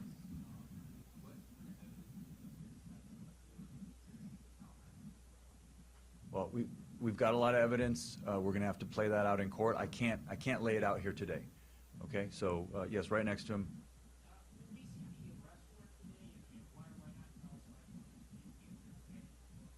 I don't know if we're going to see the arrest warrant today, so that's a pretty short answer for Spanish. So, yeah. Go ahead, sir. Go ahead, and then I'll come back to you.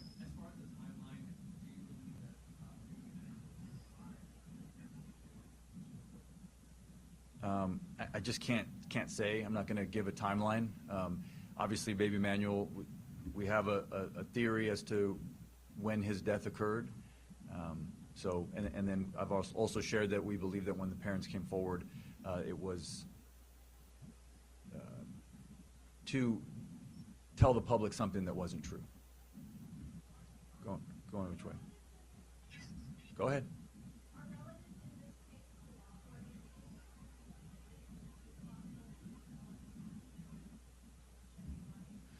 There's a lot of witnesses. Investigators are tracking down every lead. I'm not going to focus in on who's a relative and who isn't. There's a lot of witnesses in the case that are shedding light. Yes, ma'am.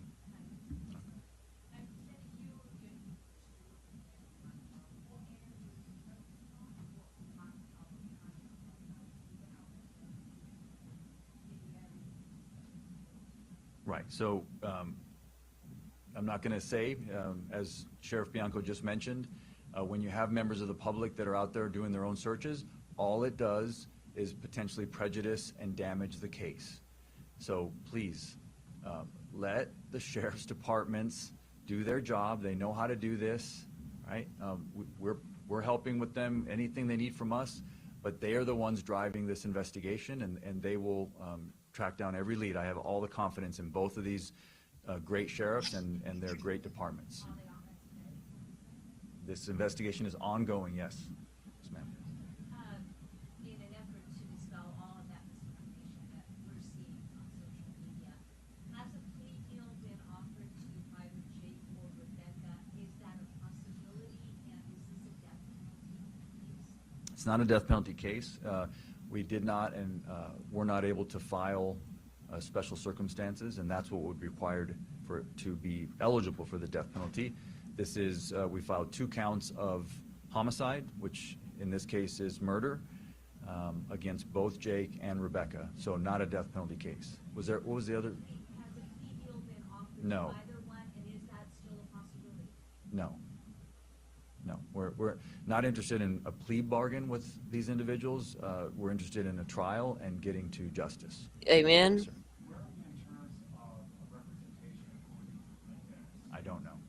I don't know. That's not something that I have any knowledge of.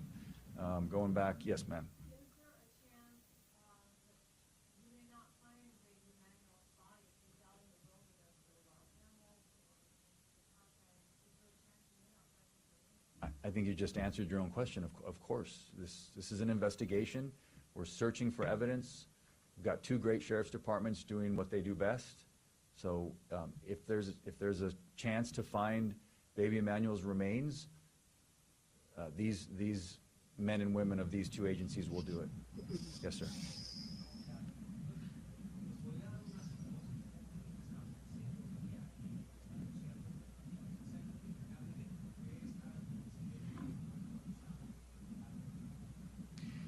Estamos aquí porque estamos acusando formalmente a Jake y Rebecca Haro de homicidio y de presentar un reporte falso a la policía.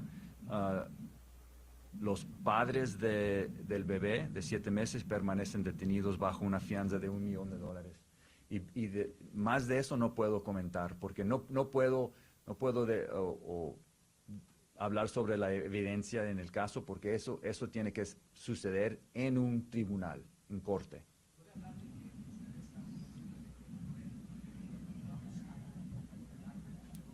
No puedo comentar.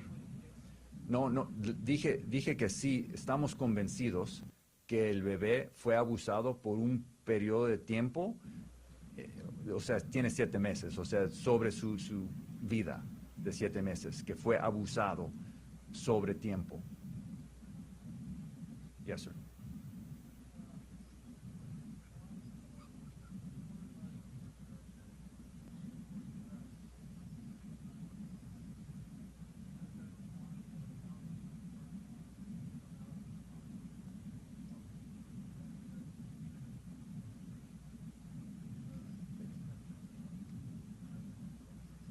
I can't stand that we can't hear it right. Just for clarification, maybe Sheriff's Department, not Sheriff. There was a call for service that was generated by Jake that we investigated concerning a child abuse case, and that's all I can give you on that, and it was in Moreno Valley. So Jake has called a complaint in the past about a child abuse situation? No, not at this time.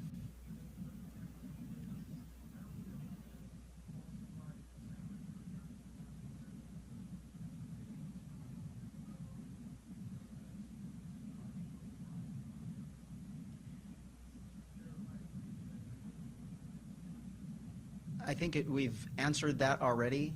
If you are not getting information from his office or my office, you are doing our public an unbelievable disservice. We don't care what someone posts on social media, and if you all are going to believe that and then generate questions based on those comments, we're not going to get anywhere in this. If it did not come from our two agencies, stop believing it. That's all I can tell you. Yeah, because you know them armchair sleuths are so smart. They know everything. They can solve a crime. Give them 2 seconds and it's done. Cops are stupid. We are smart. Sometimes it's the case, but most times it's not.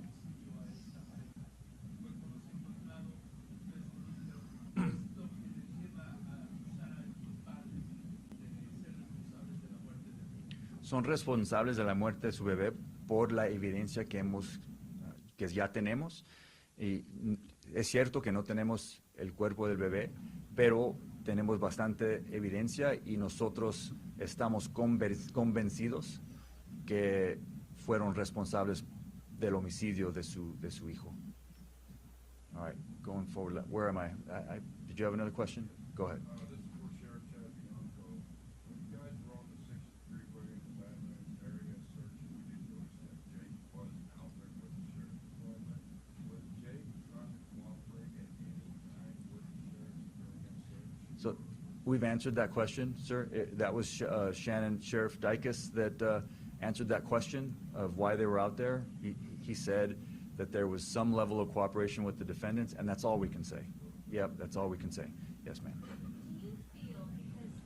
Y'all think there's a chance he told Rebecca to take the baby and go put him somewhere and he's not exactly sure the spot, but he knows the location area? Maybe that's the case.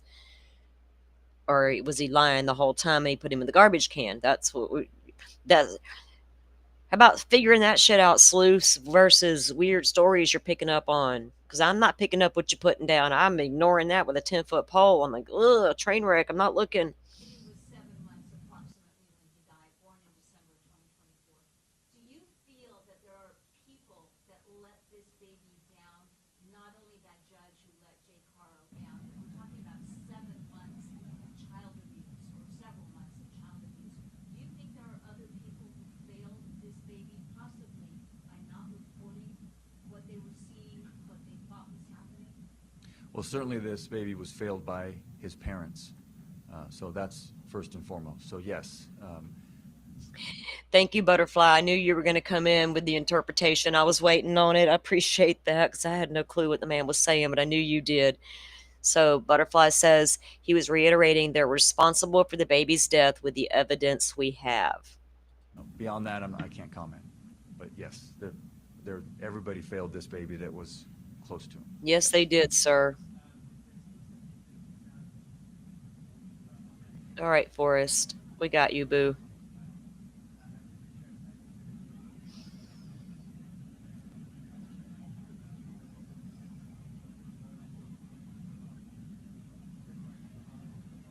Yeah. So I can't comment on the evidence in this case, but what I can tell you is that modern homicide investigations are very tech heavy. And we have two very modern, cutting-edge sheriff's departments in Riverside County and in San Bernardino County. And so, yes, what you mentioned was the high-tech crimes unit of the San Bernardino DA's office, their Bureau of Investigation. They assisted, and beyond that, I can't say what they found. That can't get into the evidence. But yeah, this case is going to be built on, like almost all homicide cases now, electronic, digital evidence. It all comes into play. There are phone movements over the past few weeks, right? Because we're trying to pinpoint when this baby actually died.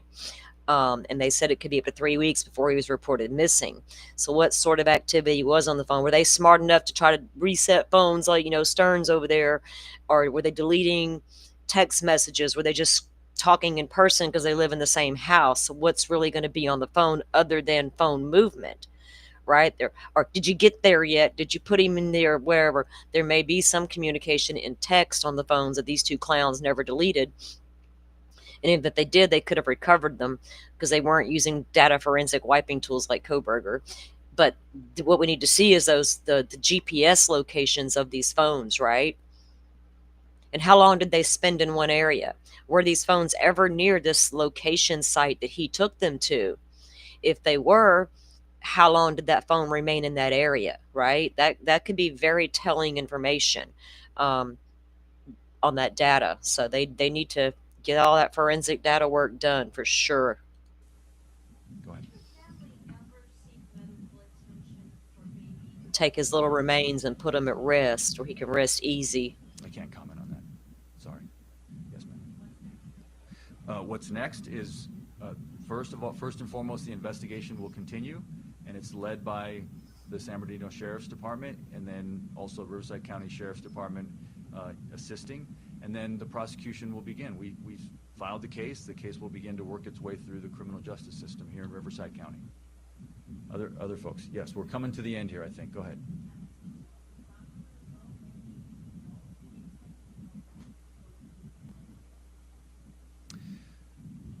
Not at this time. No, we're not looking at anybody else. We believe that this is the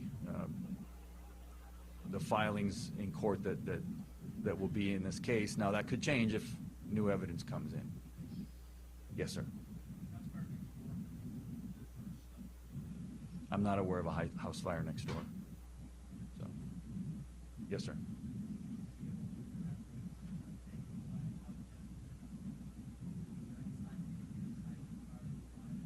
I'm not going to comment. Sorry, I can't talk about that. Anything else?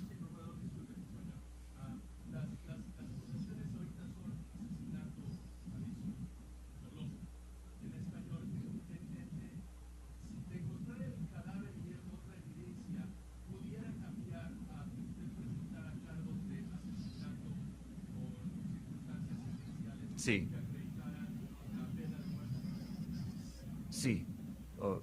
Podría cambiar si encontramos más evidencia y la situación cambia, los cargos pueden cambiar. Anything else? I think we're closing up here. Anybody have any last questions? Yes, go ahead. Do you know when? September 4th. The court day will be September 4th. All right. Thank you all for coming. All right. Well, we'll have to wait and see how this plays out, guys. And you know what so they had their 5-minute hearing yesterday. They were due in court yesterday for arraignment, and everybody was waiting on that video to drop. I think News Nation did put it out, but they didn't it was like a 5-minute hearing, and they didn't really do an arraignment. They continued it, I think till next week, but I'm not positive of the date. I'd have to go back and double check it. And if they're going to air that, of course, we'll take a look at it when it does.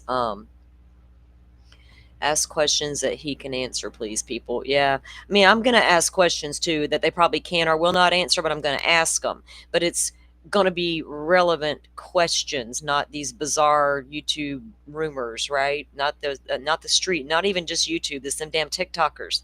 They lead the way in that mess. You can jump on TikTok and scroll endlessly for little 5-second blurbs here and there. And they know they're so darn smart. They got it all figured out in a 5-second little clip. And then the next thing you know, here we go. And it's sad that it's still happening. I just had a notification a minute ago. So somebody sent me something, and I'm like, wow, really? They cannot let it go. And what are we going to do with these people running amok out here in make-believe land? What are we going to do with them? You can only ignore it for so long. You can only go off about it for so long. After a while, it's just like, oh my God. And then there's times I just want to blast it, But we don't need, when you got a baby missing and you got these parents that are sketchy and asking for help, that alone is enough.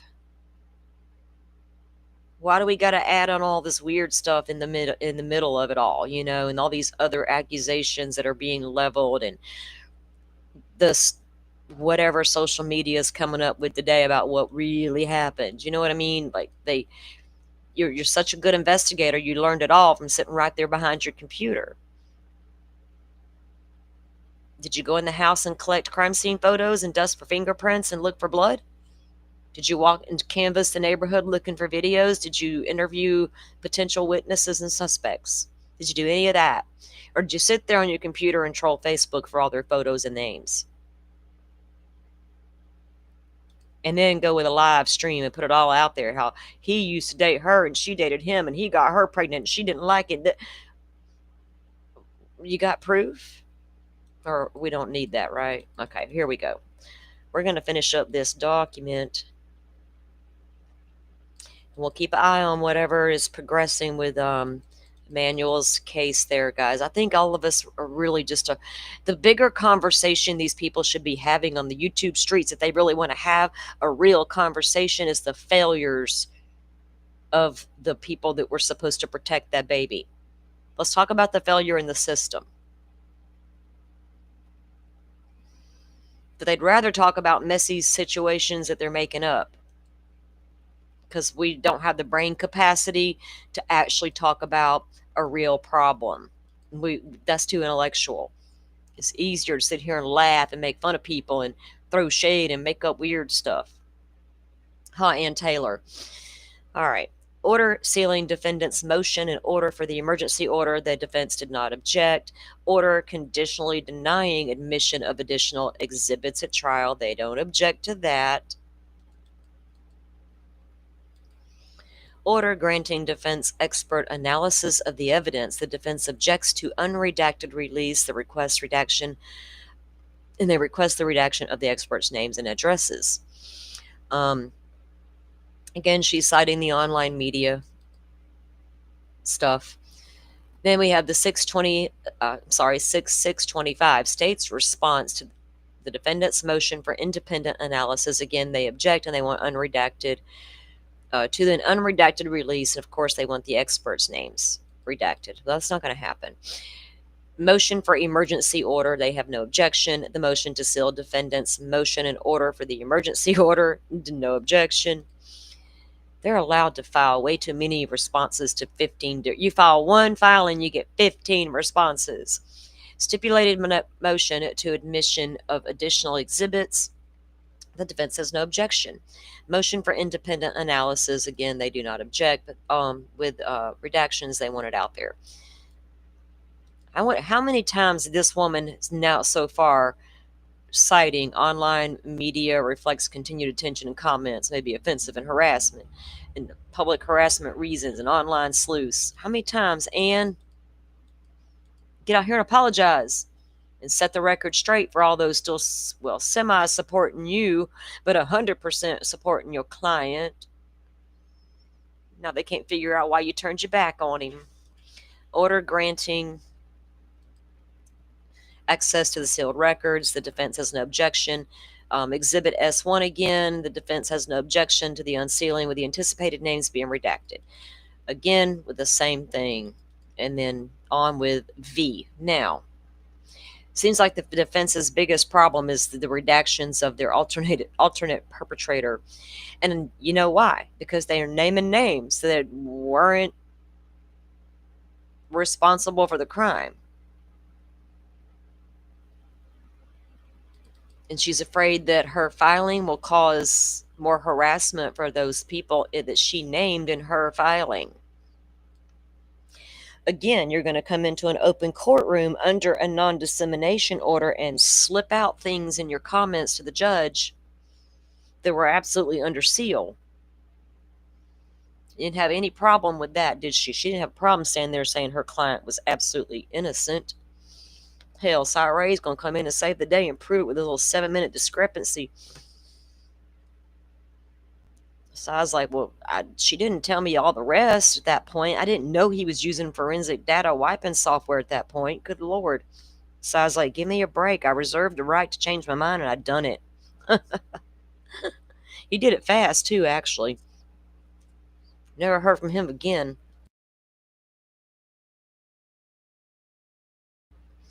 Okay, let me bring up what the judge said in response to those filings. Now, how long will it take the court to move through those documents and get those redactions in? We have to be patient with them because it is a lot of documents, and I'm pretty sure it's going to be a lot of work. So I'm trying to be patient with it. And his is the judge's order regarding. Okay, so let me get the screen up. Let's see what the judge has to say.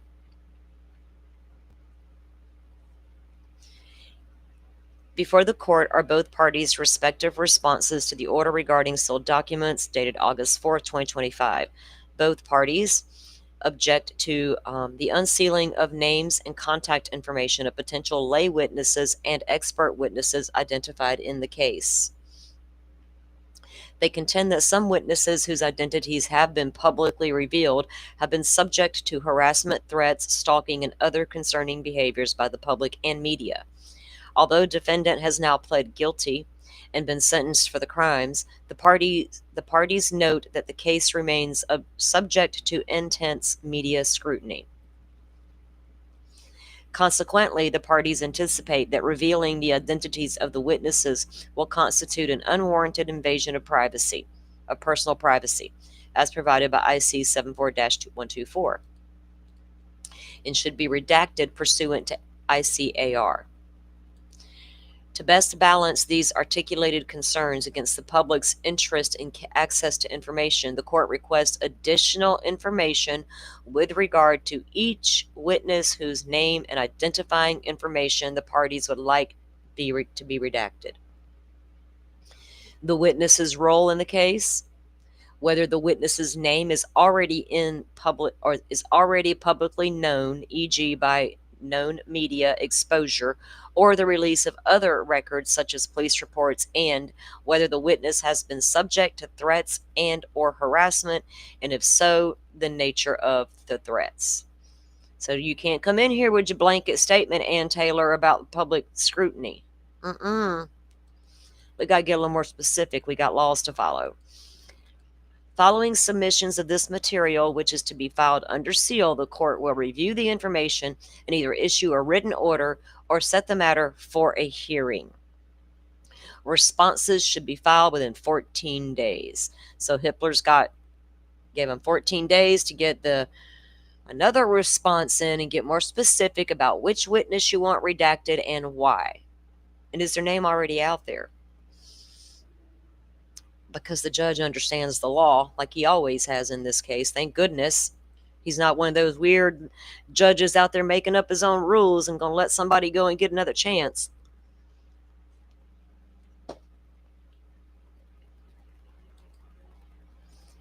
So let me look at my notes here, guys. We're about to wrap it up here soon. We've been here for a while. And I got some things I want to talk about tomorrow after we watch that hearing. I think that hearing is at noon Central Standard Time. So I'll probably be live by 11-ish. I won't go too terribly early. Maybe we'll go early and do some unpacking of some things. I don't know. We'll see how things play out throughout the day and how the morning goes in the morning. I hate setting myself to a specific, which reminds me, I did the poll and I haven't even looked at it, guys. Did you guys vote in the poll? Sometimes I forget that I can do that, and I'm like, oh yeah. And I've been meaning to get you guys' feedback. Let me,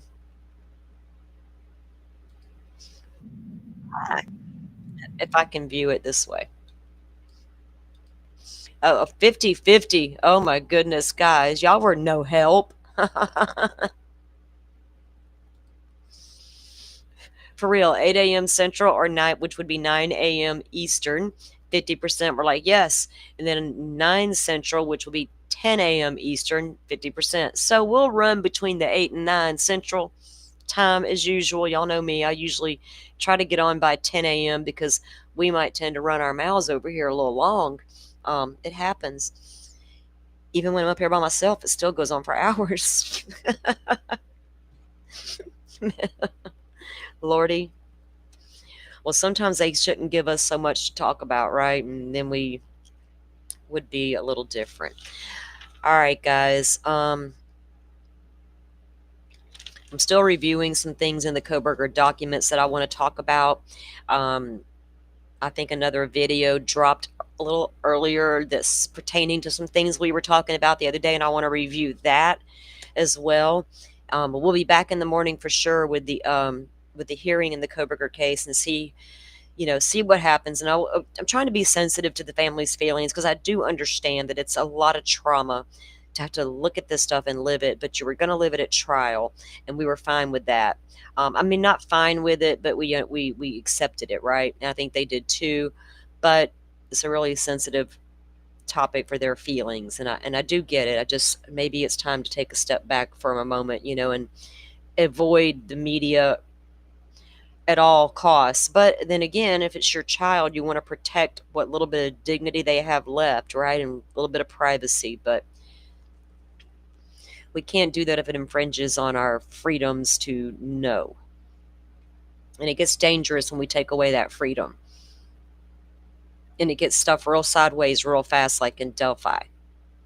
If they had just aired the trial and gave out documents instead of entering documents, oops, we changed our mind, take it back, take-see backsies. Judge Gull got in trouble about that, didn't you, ma'am? Supreme Court's like, not so fast, ma'am. Put that back in there. What are you doing? Butterfly, you need a nap. I did yesterday. My God, did I need a nap yesterday? And look, I laid down for like 30 minutes, and I thought, you know what? You're still not done with the stuff you started, right? So I had to get up, and my brain's like, you can't do this. So I got up and finished what I was doing, and then I made some food, and I was like, now I'm going to do what I want. And guess what I did? I went in there, got on that bed, and took me a nap, girl. All right, you guys go catch your naps, catch your afternoon chores caught up. Carrie's probably chasing a little baby crawling all over the house. Rachel's had to go out and cover up the Blackstone in the rain. I had to go out there and move something too this morning when it was trying to rain. I'm like, I can't leave that sitting where I put it yesterday. I lost my shit in my room, guys. I was ready for a change. I do this every 2 to 3 years. I'm like, I got to have change. I cannot breathe. So I got rid of my bed. Had to go buy a new one now. I kind of forced myself into that. I got rid of a chair that was in my room, which my cat loves for a cat scratching post. And then once I got the chair out, I just chunked it out the back door, and it kind of sat there. Well, I'm not that person. And so my son came home late yesterday, and we didn't move it under the pole barn. So today I was like, I got to go move that stupid chair before it gets rained all over. And then my backyard looking all junky. I can't have that. My brain would not accept that at all. My brain's a cluttered mess. I can't deal with the clutter. Oh, you had to walk your neighbor's dog because he's very good neighbor, Miss Woozy. Very good neighbor. Don't you love a good neighbor and not a crappy neighbor? Aren't you thankful when you got good neighbors? Because Lord knows I am. You learn over the years as you have to move into a new neighborhood or a new house, and you realize, oh my God, I got shitty neighbors. That's scary. Can't deal with that. All right, guys. Thank you all for coming in. Y'all know I appreciate you coming in and chatting it up with me. I miss you guys when I'm not here talking to you. And then things start happening. I'm like, well, it's 11 o'clock at night. Are they all in bed? Maybe I should go see, or just wait and talk about it tomorrow. All right, guys. Y'all have a good night, a good evening. Be safe when you're trolling those YouTube streets. I might see you around later. And it depends on who they are. Anyway, I'll meet you back up here tomorrow, guys. Y'all have a good one, and thank you, thank you, thank you. Thank you.